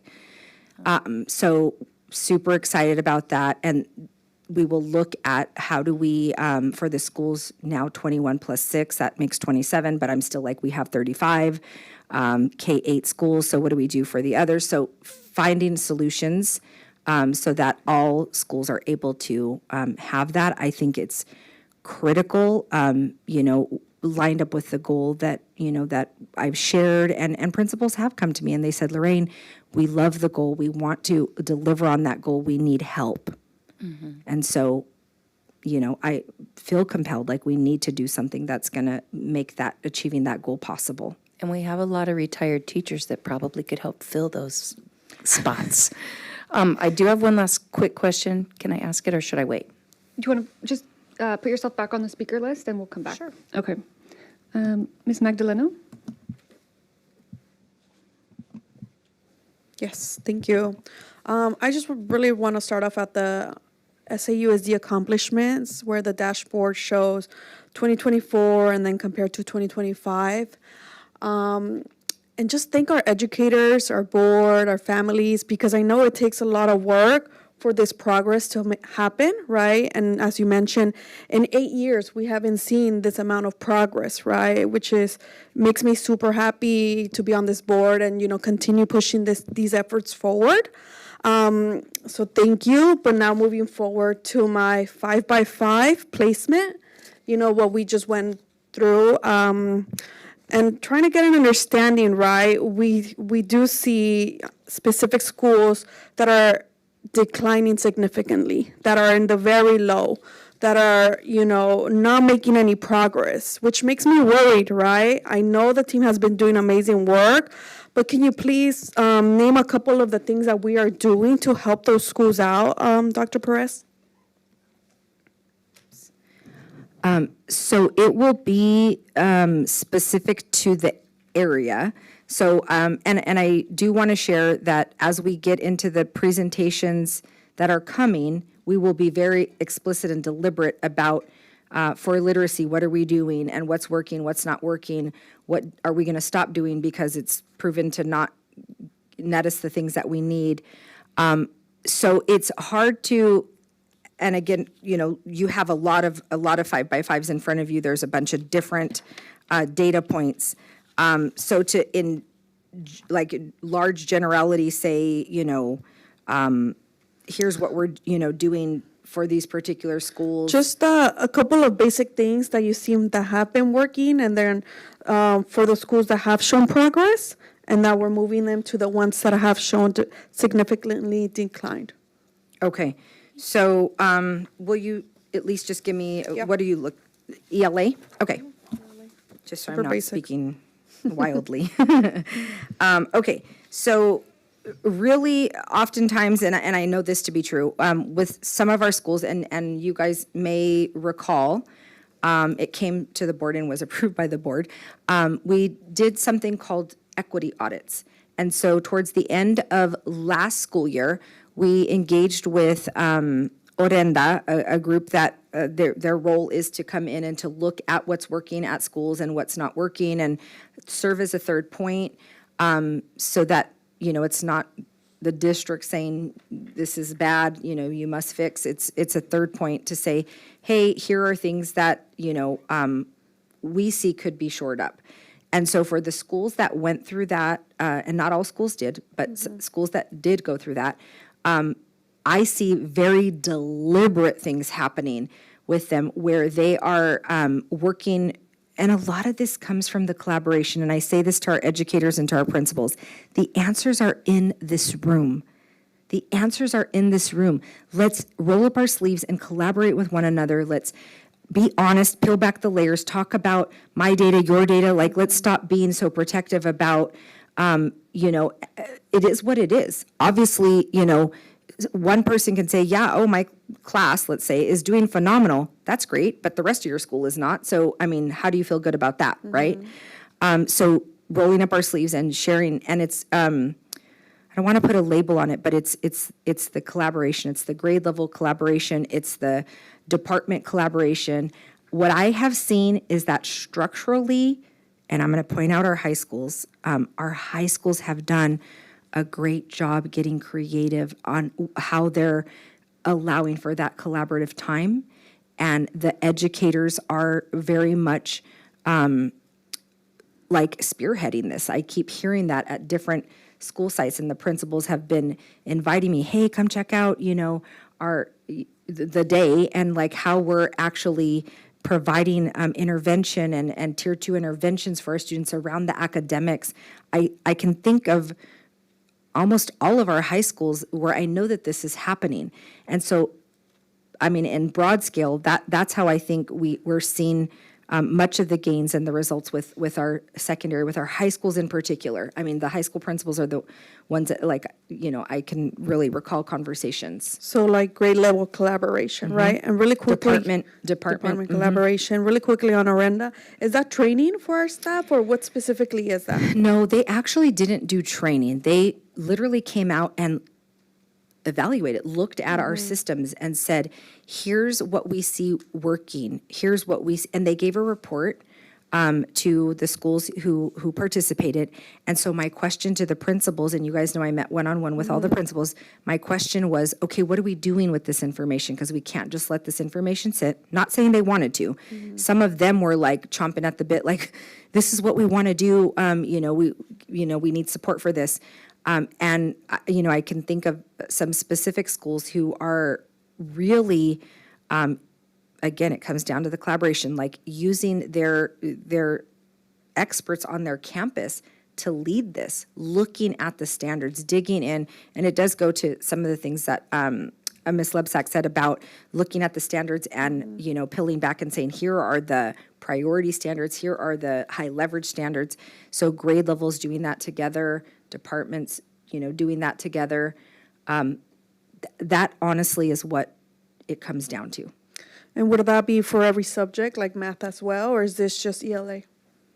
Oh, I'm seeing that in everything. in many subject areas. I won't say all, because when I think about particular schools and conversations I'm having with principals, they're like, oh, this department started doing it, and really had success, and now others are saying, hey, can we get support to also, have our meeting, our common prep, so they're able to meet together and have conversations and dig into the data and figure out, what needs to be done for, which students. And that's the best case scenarios when our educators are spearheading that and, really being the catalyst behind this. That's ideal. And as we continue with these presentations, I know we're going to dive deeper into what we're actually doing. Is that correct? Correct. Okay. Well, can't wait to hear more about it. Thank you. Okay. I had a few questions for you, Dr. Perez. Well, first of all, I wanted to also acknowledge the accomplishments and the gains that we're making, and to hear Dr. Wolk and yourself share that this is the first time since the dashboard has been in existence that, we're getting there. We're starting to see that progress being made under leadership, under the work that's being done out at the sites, and with, I really believe, the intentionality. So thank you. And also, very exciting, thank you for sharing about the literacy coaches with the community. But I think it's so intentional, right? And so I know the team applied for those funds from the state and, or went after, we got those funds from the state intentionally around literacy coaches, and it's one of our 3 goals. And so I'm really excited to see how that's going to continue to enhance our progress. So a few things. I also wanted to point out, really stood out to me at the same time I was not surprised, to your point around our reclassified English learners, or English learners who have reclassified, that they, at first when I read the slide, I thought it was in progression.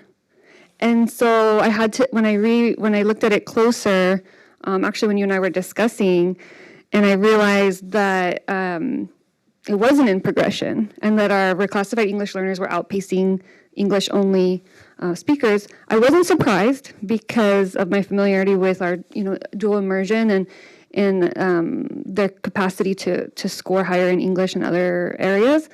But I think that it really serves as an inspiration as to why it is so important and urgent in our duty to make sure English learners are reclassifying in a timely manner, because they have that potential to excel and really lead the way for all students. So it's really exciting and encouraging, and just, I think, kind of doubles down on the message. One of the things I'd like to see in future presentations, you spoke to the LCAP sessions and the deliberate, intentional conversations with our families, community, students, staff, to inform our conversations around the data when talking about where we want to invest our funds. So I think when we have presentations on our specific academic outcomes and work that's being done, it would be helpful to see what are the initiatives that kind of came about through the LCAP conversations, to have some context of what the community was saying about those efforts or wanting to invest in those areas. And then as we're seeing the results or progress and how that's, where we are as we analyze the impact of that programming would be helpful. I have a few more thoughts, but I'll get back on the speakers list, and I'll pass it over to Mr. Bustos. Thank you. Just a few final comments. When looking at our graduation rates, I won't accept our Asian and homeless populations to be where they are. I think that's unacceptable. Particularly the Asian student group, because if you look at the data, they're among the highest performing student group, being in the green and blue categories. And so that's something that I really want to try to unpack and really try to understand and figure out what supports we need to put in place to support that particular student group as well as our homeless youth. And so I want to learn more about that. I want to hear more about that because that's something that's unacceptable and quite frankly, I won't accept it. And then the next piece is, I agree with Board Member Lepsak around the site level support. We've heard time and time again, and we've had educators come to board meetings and quite frankly just say, we need help. We've heard that. And so now, as we move into this budget cycle, your first budget cycle as our superintendent, my question to you, not for you to answer now, but just to think about, is how we're going to present a budget to our community that is reflective of the data that we're unpacking and the things that we're hearing on a day-to-day. I do a lot of school site visits. I understand, I'll step into a classroom for 5-10 minutes, and I understand when our educators say that they need additional support and what that looks like. And so I hope that as we move forward and we're being very intentional about this, that we're making decisions based on what our students really need. And so it's great to hear about these literacy coaches. I know that you really bit the bullet on that and just shared it, which is great. But it's things like that, right? Like, how are we looking for funding outside of what already our budget is consists of, and how can we bring these resources to Santa Ana?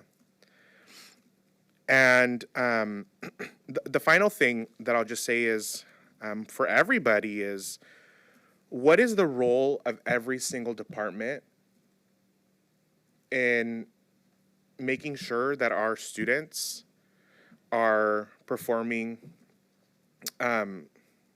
academically well, right? What is the role of Family and Community Engagement Department in this? What is the role of our expanded learning team in this? What is the role of community partners, right, outside of this, right? And so I think that as a superintendent, I look to you to also make that very clear to everybody about what role they play in this and give people direction, give people clarity. Because I think for a long time in our districts, folks haven't had that. And we've learned very clearly, since you came on board, even just with those 3 goals that you outlined about being able to read by 3rd grade, reclassification, college and career ready, that is what folks are looking for. That is what folks need. And so I think the more clear that we make the roles and responsibilities of everybody in our organization, the better that we're going to be able to do. So I'll just say that for now. Thank you. Thank you. Did I have anyone else on the speakers list? If you want to add yourself.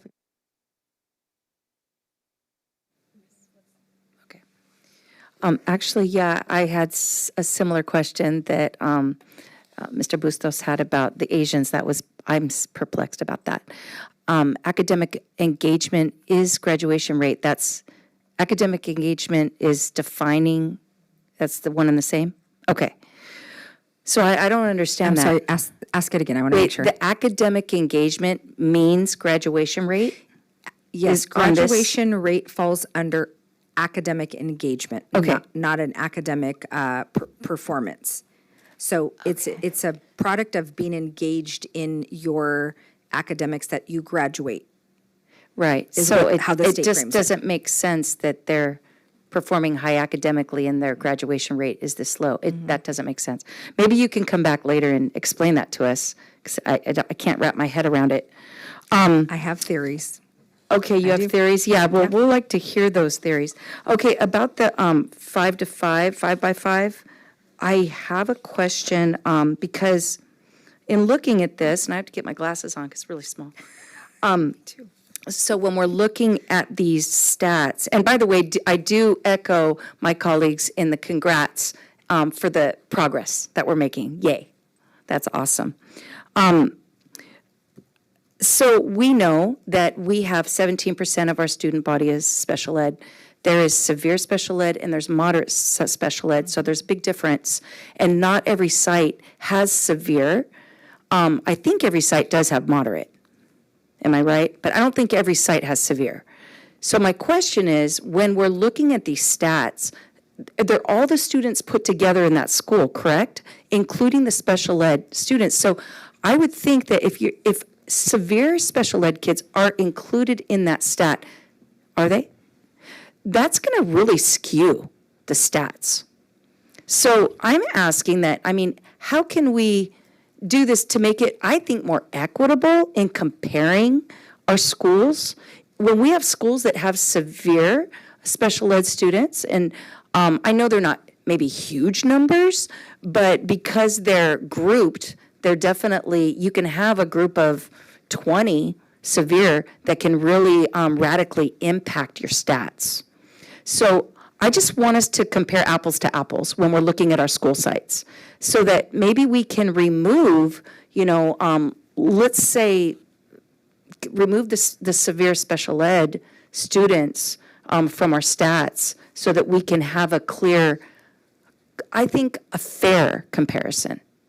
Does that make sense? Let me think about how we might be able to share that data with the board, because the assessment that they take is different.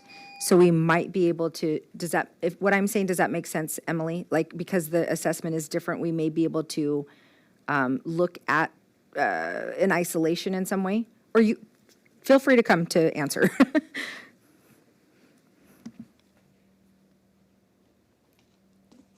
So that's a really good question. So the state of California is actually, they've done a pretty good job, I have to say. So for the assessments that we have, like the LPAC and also our SBAC, the SBAC that we use for calculations for the English language arts indicator, the academic indicator and the math indicator as well, which is really one. They have an alternative assessment, the CAA, that is used. And so it is a very different type of test that is used for students with severe cognitive differences. And that is written into their IEP, and it's very, very different. So they have taken that into account. So they are tested differently, but they are included because we really do want to make sure that all students are progressing and that they are, part of the community. So they are. We do progress monitor all of our students, including those who take the alternative assessments. I mean, I know we want to, you have the IEPs, you have the goals, and so they're being monitored in progress through those IEPs and those goals.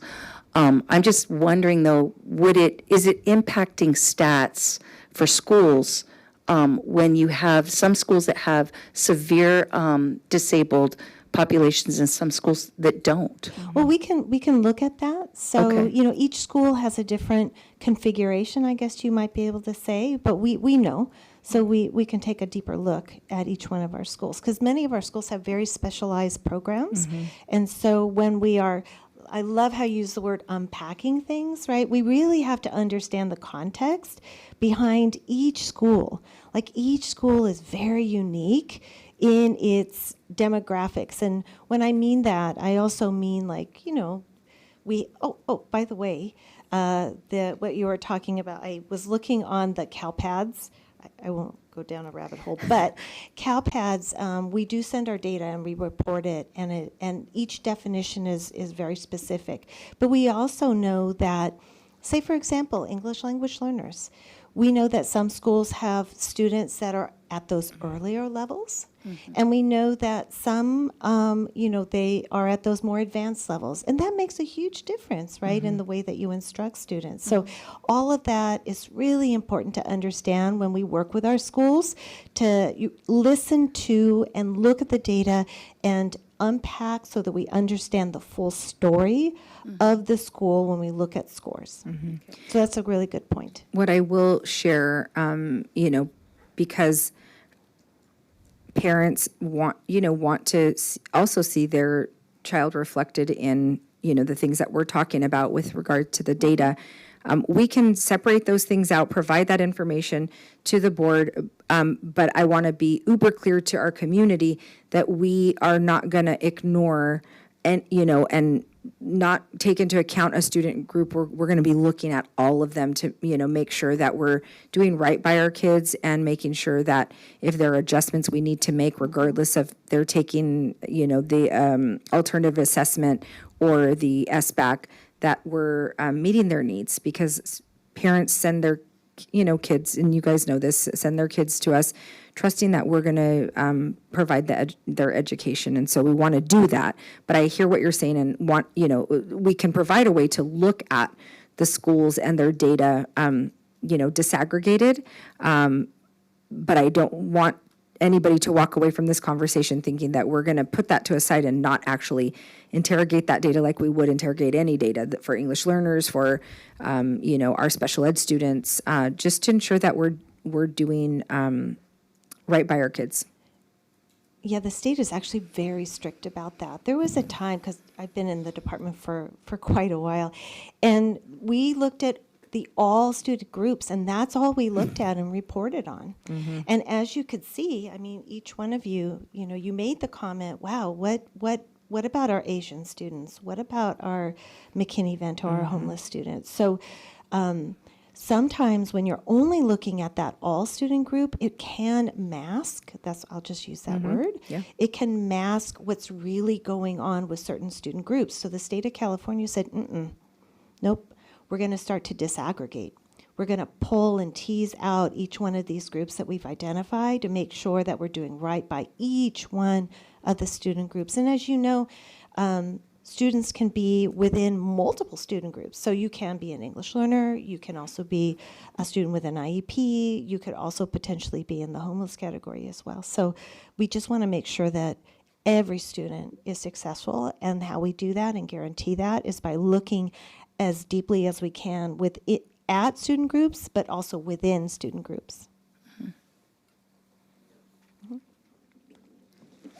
I mean, I just say, because I know that I also worked with profoundly severe, where, you may have 10-year-olds that are maybe cognitively at a 3-year-old level. And so I just wanted to know, how is that handled? Because that can impact, a full school's, I would think, a full school score. So, Yeah, definitely. Yeah. And we do, as a district, try to ensure that programming is spread out around the district, and, so that, so it's accessible to everybody, but also for that reason. And we do have some schools that have a larger special ed population, and we do want to take into account not only, what the scores look like, but what type of supports they're going to need to have all students be successful. Thank you. I had a few more questions as well. So, kind of to your last point, Dr. Perez, I know in our conversations a lot of times when we talk about how are we going to get to these 3 goals, you've shared, and please correct me if I'm wrong, but the vision is to create the resources and the tools and the expectations, but each site is going to look a little bit different, right? And so when we look at success at one site, that might not necessarily translate to copy paste at another site. Correct, 100%. I I've never seen that be successful when we think that, because it's working in this one place, it'll work everywhere. There's, culture at every school. There's skill and talent at every school. And so let's lean on that and allow for our educators to be the driving force behind the way they get to. Everybody needs to get to the same destination. That's what I'll say. The goal, everybody's getting to the same destination. How they get there, I want for folks to have say, flexibility, involvement in what that looks like, because that's how, that's what feels meaningful for people. Thank you. So I think that's important to, keep at the forefront. And then I'm going back to, how are we tracking the results, looking at the effectiveness, analyzing that, and then including it in the academic and updates that are coming to the board.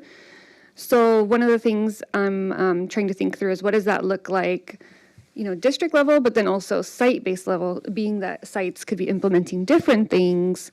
So it's a lot of data and a lot of tracking. I know that as a district, we were just talking about some of the successes in our efforts to be accountable in our tracking, and that includes things like outcomes-based contracting with our expanded learning and program evaluations. So do you have any thoughts on, and maybe this is something just, we can talk more about offline, but how we can incorporate the site analysis and the district analysis as we're looking at what works and what we're supporting? Yeah, so I think, at a high level, it's going to sound kind of silly, but there are some things that we know don't work. So let's take those off the table for people. There are things legitimately different, softwares, different programs we know have not shown to be successful, in a variety of settings. So that's part of the work that our team is doing to vet, softwares and say, okay, here's now the list from which people can choose. So there's a little bit of that narrowing at the district level. And again, I talked about guardrails. It's providing some guardrails, not, this very narrow lane. So everybody has to do and approach things all the same, but some guardrails. And so you talked about the outcomes-based contracting. So yes, those are all things that, we're looking at. We do have plans to expand that beyond expanded learning into some of our more tier 1 areas to look at and say, is this, are we having success with this? Should we be paying this contractor, that full amount if we're not actually having the success that they have led us to believe we would, all of those things. So there's a lot of room for refinement and for, getting better. But actually, that's the hope for me. That's the hope for me when I look at where we're at now, that we have all this room for refinement. I'm like, we're on the trajectory. If I was looking around like, oh gosh, we're doing all the things and thought we were doing all the things the way we should, and this is what we're getting, then I'd be worried. But we have room for refinement. Thank you. And then if we go to slide 20, academic performance, English language arts. So something that stood out to me that I keep coming back to is, so if we look at the report card, it's we are 45.5 points below standard. We did increase by 6.1 points. I'd have to check the 5x5 chart to see if that, so that falls under increase, I believe. Yes. So if you do the math, or when I did the math, if we continued at that pace, it would take another 9 years maybe to get to standard.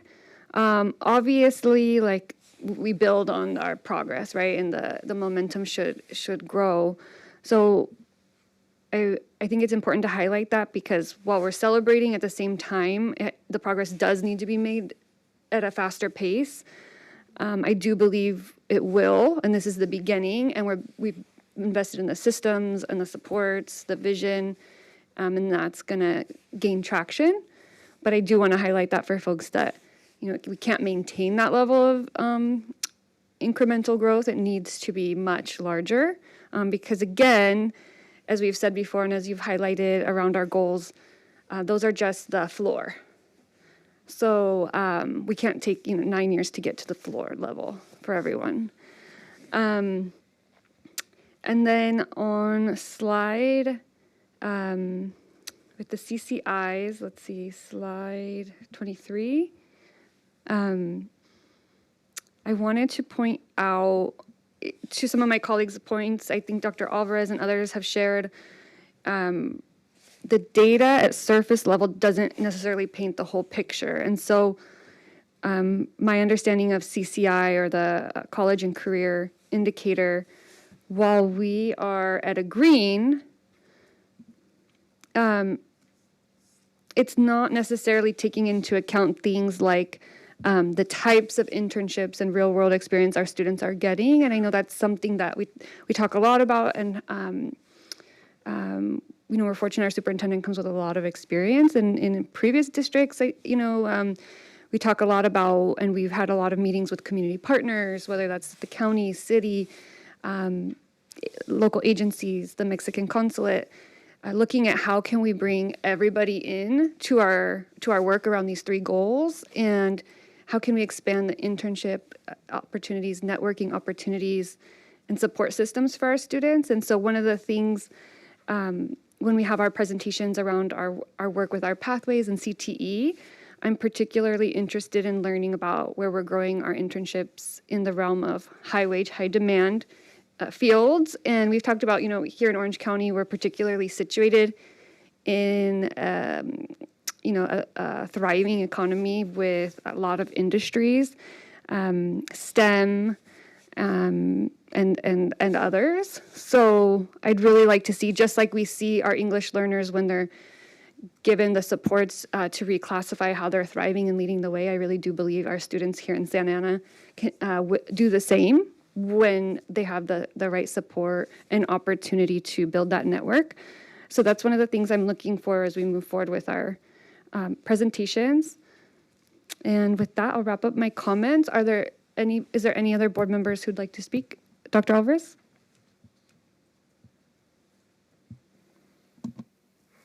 I just had a quick comment. And we're talking about CCI. One of the things that came to mind is that before, this was years ago, we used to have joint meetings with the college, with Santa Ana Community College. And I ran into one of the board members, John Hanna, while we were at CSBA, and he was actually on the board. I was on the board at the time, and we used to have joint meetings. And he came up to me and he said, "You know what? It's time for us to start having these meetings again. Let's have our the president and the superintendent have conversations to see what that would look like." Because as I was thinking about one of the things that they're also focusing on is career and technical education. So if they're focusing on career and technical education, why can't we partner with them? And that also brings up a conversation, something that Alvaro Nunez said, towards where he said that they were working with the Workforce Investment Board, or that they had the Workforce Investment Board that also worked with kids. So the thing is, I think that in order for us to be successful, I'm going to repeat what Board Member Busto said, towards where if we're going to be successful, we need to work together as a community. Everybody has a role. And so maybe starting to have those conversations with the city and with the community college. And this also brings up to mind something else. The Conditions of Children of Orange County report. That's another report that complements what is here. But as I took a look at the Conditions of Children report, I came to realize not any one agency is going to be able to fix it. It's going to take a community to working together. Everybody has to work together in order to fix it. But I just wanted to make that thought that as we're looking at this, let's take a look at it not just systemically, but let's bring in all of our community partners. Thank you, Dr. Alvarez. Okay, seeing no other speakers on the speaker list, we can get back to the slides. Thank you. So we are in the last portion of our presentation where we are really looking at where are the resources for the dashboard and pointing our board and our community to really the plethora of resources that exist around the toolkit. And so there are multiple flyers for different audiences. I will show some of those on-demand training sessions that folks can access from the state website. And so, excuse me, the academic indicator flyers look like this. And I know it's a little bit difficult to see, but I want to point out some language because honestly, oftentimes the biggest barrier is the definitions, like the language. What are we actually talking about here? But this flyer actually lays out for a parent, for a teacher, for a board member, for a community member, how these scores come to be. And so you see little people there on the right-hand side, and you see underneath them DFS. And you're like, what does that mean? That is the distance from standard. That student is -12 from standard. So that tells you, and a parent can see that for their own student, that the aggregate of these scores is, and again, average, then divided by the number of students helps us, get that -4 that we were seeing for our English learners and the -144 for, well, let me take that back, the 144 for our English learners and the 4 for our recently reclassified. That's how those numbers come to be. So each student, gets a score, their distance from, from standard, whether it's 12, they're above the standard at 18. This is how those scores come to be. So just so folks know, because it can feel very nebulous, like what in the world, how is, what does all this mean? Where do these numbers come from? There is a method to the madness, and I wanted folks to kind of have a way to make sense of it. So those flyers are there and accessible. And then again, lots of flyers that are getting to know the state measures, exploring the equity report. These are all things, to Mr. Bustos' point, like he wants to know the intentional plan. These are the things that we will be unpacking with our parents. The tools are there. This is the kind of conversation, if we want them to truly be our partner, and we see them as equals, we say that often, then let's bring parents to the table. They're as much invested as we are. These are their children. They want for them to be successful. Let's come together and do that work collaboratively. And so I think this is our final slide. The dashboard resource website shows you, all of the pieces. We didn't get into chronic absenteeism. We will talk about that a little bit more in another presentation. But for folks who are curious and want to get a view of that for our district or for, your school in particular, all of this is accessible to you. And with that, I will close for any other further questions. Thank you, Superintendent. I wanted to take a minute to thank you and your team for the presentation. This effort and first presentation of many to come, and really not the first because we've had some, is really just laying the groundwork and shows the commitment that you and your team have to the board's vision and dedication to getting us to those 3 goals and the academic achievement for all of our students. I'll open it up, and then I did take some notes to try to summarize some of the things, the overarching themes that I did hear from my colleagues. But first, I want to go ahead and open it up to my colleagues if anyone would like to get on the speakers list. Any last questions or comments? Mr. Bustos? Yes, thank you. Just finally, just to wrap things up, again, I can't highlight the importance of collaboration as we move forward in this, and the importance of really calling everybody to the table and working together to address really address the academic achievement of our kids. And so, you know, I'm not going to claim that this is, you know, yes, this is, these scores that we're seeing are definitely the highest that we've seen in a long time. But at the same time, we can't settle for that. We need to be pushing for more. We need to make sure that we're doing all that we can for our students here in Santa Ana.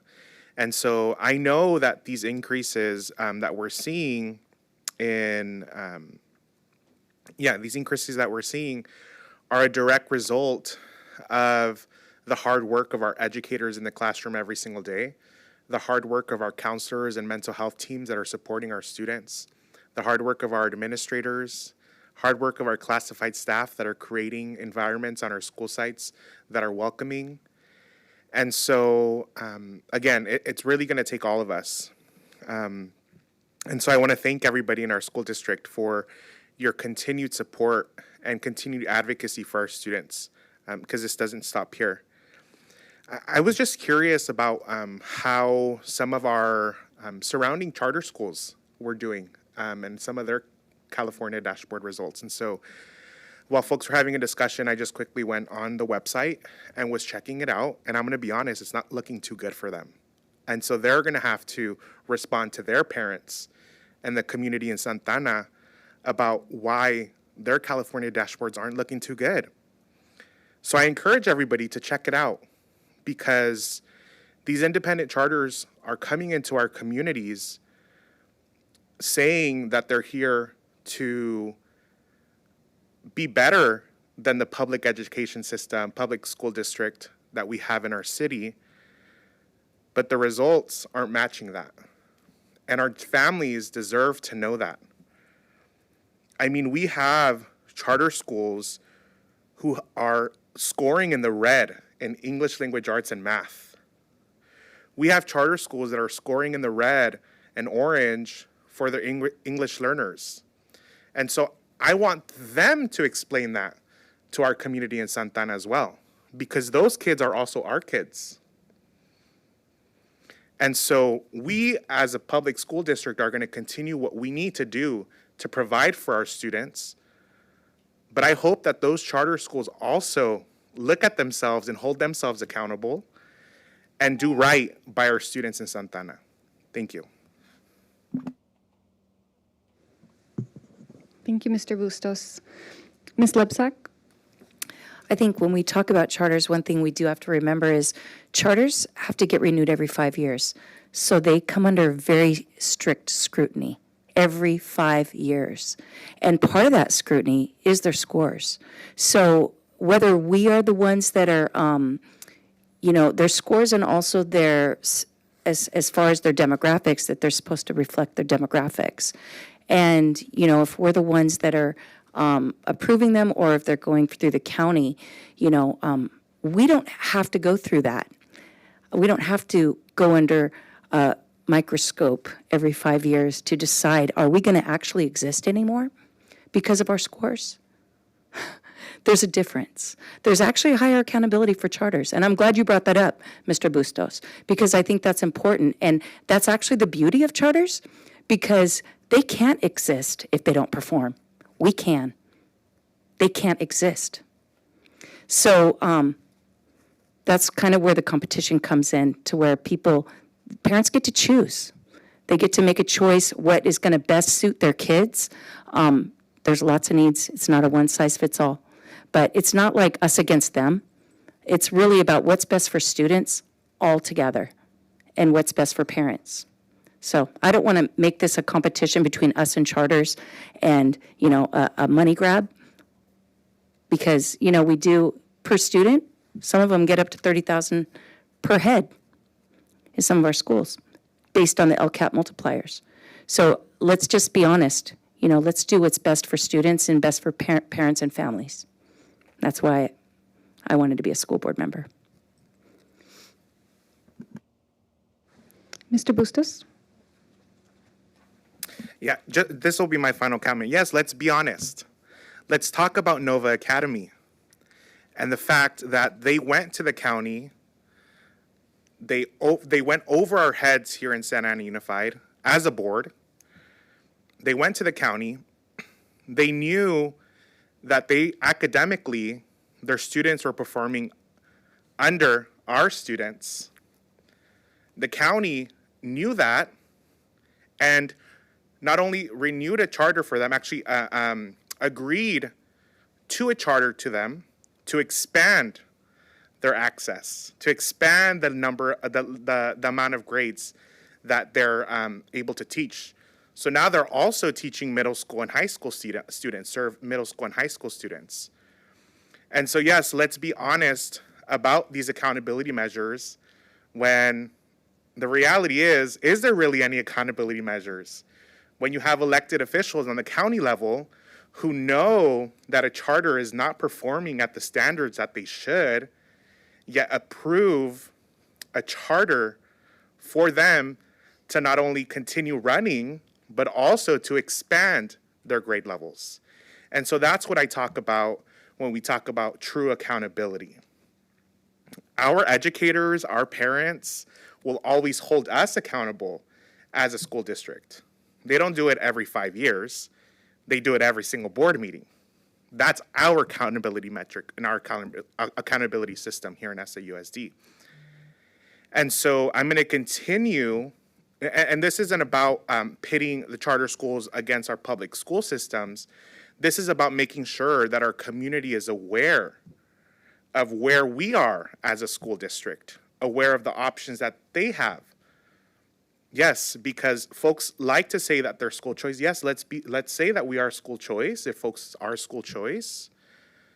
But let's also prove that we have a lot of schools in our district that are outperforming a lot of these charter schools, that are doing a lot of good work for our kids in Santa Ana. And so I'm going to continue to advocate for our public school system because that is who I am advocating for as a board member. I'm not here to advocate for the independent charters.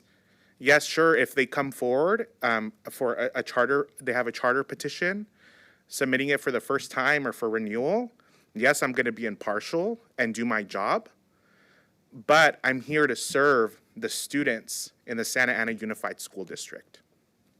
Thank you.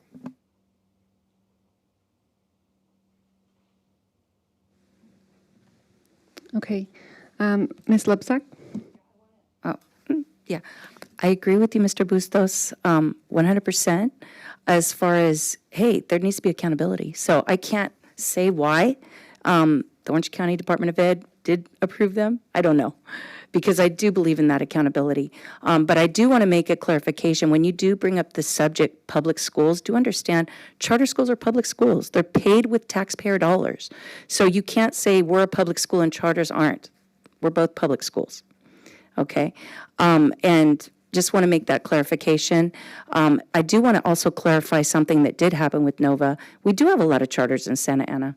You know, some are outperforming, way outperforming our district, and some are not. Nova would be one of them. But I do want to clarify with Nova that when that situation happened and you tried to call them out that they were being dishonest about adding those middle schools, do know that I sent an email because I did call and checked up on that because I was blindsided and I didn't know what to believe at the time. And so I called and asked, and they said, no, we sent an email. And this was during this situation of superintendent changes. So I think the emails kind of got lost in the shuffle, but actually Nova did communicate to our district and that wasn't communicated to us somehow. And so it wasn't really the way I think you made it sound at that board meeting. And I tried to clarify that by saying, hey, look, here's the evidence. I told them, send me the emails, show me the evidence, because you were just accused of being dishonest to our board, and I don't like that. So I sent the evidence. And so I think it's important that if we do make a mistake on accident, that we, especially if it's making some entity look bad, that we correct ourselves and we say, okay, I made a mistake. I apologize. I shouldn't have made that accusation because it was wrong. So I just want to clarify that. But anyways, we're getting a little off on the subject here. I think the main thing is our dashboard, and that was a great presentation, Dr. Perez, and I am excited about where we're going, and I really do love your enthusiasm about, hey, you guys, let's stay focused on this academic portion because we really do want to see our students do well, and I think we are going in the right direction, and congratulations to all of the the people that are working on this. Coming as from a teacher's perspective, I'm only hoping that we will always be asking teachers, and principals will be asking teachers, hey, please give an honest assessment. What is it that we can do to support and to help these kids achieve? And be honest. I think a lot of teachers are afraid to be honest. They're afraid of being penalized by saying, hey, discipline's out of control. Hey, that's a thing that is a very touchy subject, is discipline and student behavior. And that can actually really impact classrooms and learning. So I just hope that we can hear the teachers and let them feel safe to say the truth. Dr. Alvarez? Yes, I just had a couple of quick comments. I wanted to start off by thanking everybody that helped put together this presentation. I think that it was needed. Looking back during the time that I've been here, I think this is the first time we've ever done this. During COVID, the dashboard was shut down. It was reopened, I think, 2 years ago. And so I think that this presentation is long overdue. It's important because the community needs to know what numbers we're looking at. The community needs to know that they can go onto the dashboard and look at their scores for their school, for their community. I think that that's really important in regards to transparency. One of the other things that I also kept hearing is that sort of like, I guess you could say, a common theme was working together, community. I kept hearing about family and community engagement. I've actually been having a lot of conversations with Dr. Perez and also with Dr. Woke regarding family and community engagement. What does it look like? Because when it comes down to family and community engagement, it's not just our FACE team, it's our teachers, it's our counselors, it's our lunch ladies, it's our custodians, it's everybody that comes into contact with our kids. And Board Member Bustos is correct in the sense that everybody has a role in this, and I think that everybody needs clarity on what the role is moving forward. So I do look forward to, I know that we have a FACE presentation coming up in a couple of months. I do look forward to that, and I look forward to the rest of the presentations during the coming year.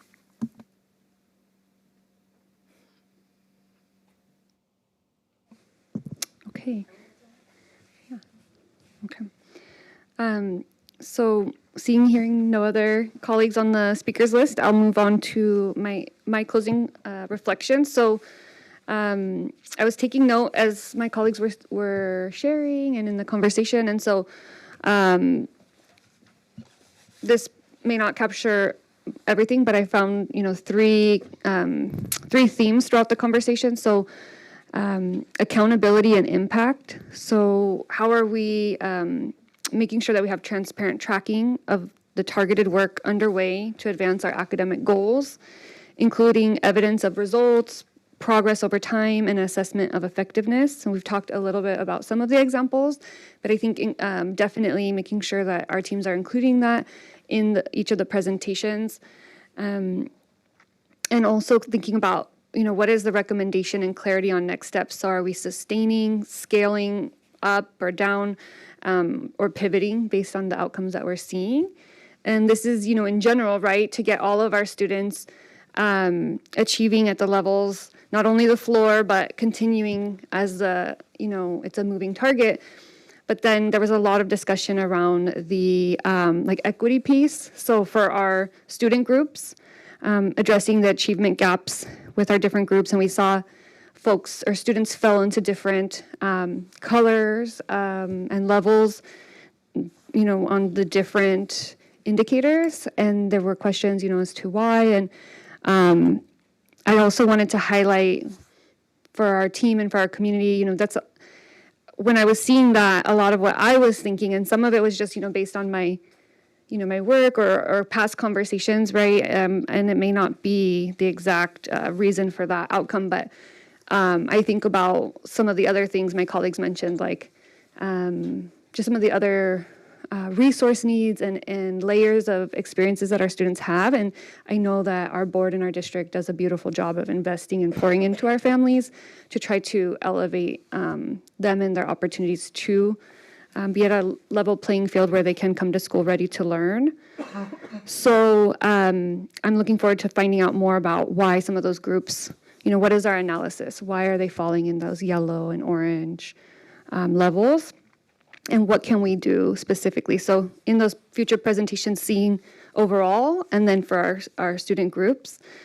And I think especially where we see the difference with the equity gap, right? And then family and community engagement. So integrating family and community voice into data-driven decision-making through the LCAP process. So I know we always do we have a robust family engagement program. And as Dr. Alvarez mentioned, that goes beyond our family engagement team, who do a beautiful role and do a lot. But also just, I think, as everything that we stand for as a district, we do see that. So continuing to grow, but also, Dr. Perez, you mentioned the data-driven piece that you've intentionally brought into that. So as they're making those decisions in the LCAP meetings, they have the data. And then bringing that back to us. And then lastly, the community effort, and just echoing my colleagues that this is going to take all of us, and thanking everyone who had a hand in this as you started the presentation with that. Thank you, Dr. Perez, and to our community partners. So I know we're constantly meeting with folks and sharing this vision, both internally and externally from the district throughout our community. So perhaps in those presentations also seeing where the partners plug in, or where, we talked about families, each partner and educational partner plugs in. And with that, I'll conclude my comments. So thank you again for the incredible presentation, and I look forward to our team continuing to dive into our data and continue to support our staff across the board at the district and the sites to be able to do this work in a meaningful and intentional way, and really getting to these goals for our students. They deserve that, and I feel confident in our next steps. Dr. Perez, did you want to share anything before we close the presentation portion of the meeting? Again, just gratitude to our board. I hear us using that language around us being a governance team. I'm really proud to be part of this team with each of you. I do, get to engage in like these really neat conversations with you guys individually that I know folks won't ever, get the opportunity to peer into. But we have, our board is very supportive of this, and it created the space and the time and the commitment.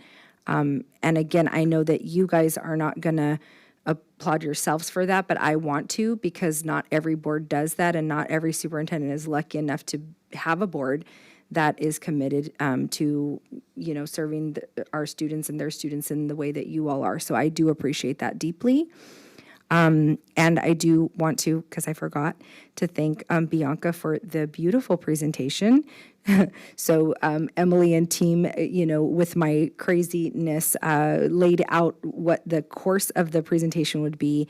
And then Bianca comes in like she always does with making things so beautiful and just paying attention to those details. So I wanted to make sure that I thank her. I realized that I didn't in the beginning. I'm like, oh, shoot.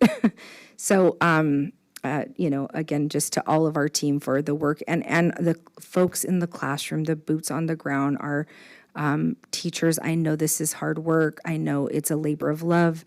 It's heavy lifts oftentimes. And so, I appreciate them, and I appreciate our leaders for creating the conditions and the space so that our teachers can do the work that they do. Thank you, Dr. Perez. This was beautifully shared, so thank you so much for that. And recognizing all of the teams. So to close our meeting, Trustee Magdaleno will lead us in a moment of silence, honoring a cherished community member. Yeah, I also have a couple words that I wanted to say, if that's okay. Yeah.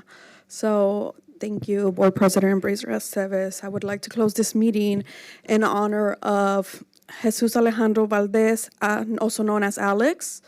A life lost far too soon. I met Alex through our local running club and Keep Running Santa Ana. That's where I witnessed the impact that he was making on our community and through his dedication with our youth, community service, and compassion.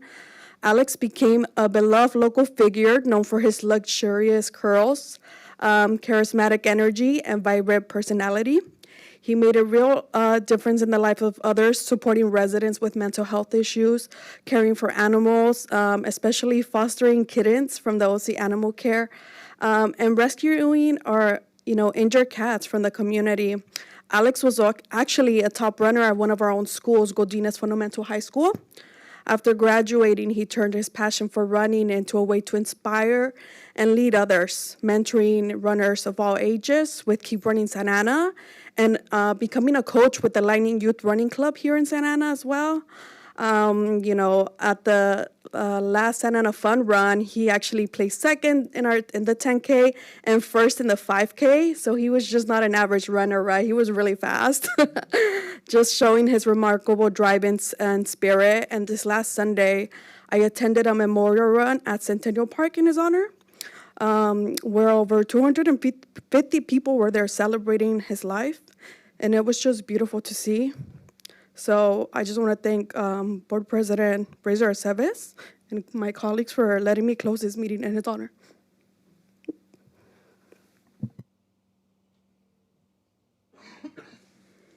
Thank you, Trustee Magdaleno, for sharing about Alex. We'll take a moment of silence and then we'll close out the meeting.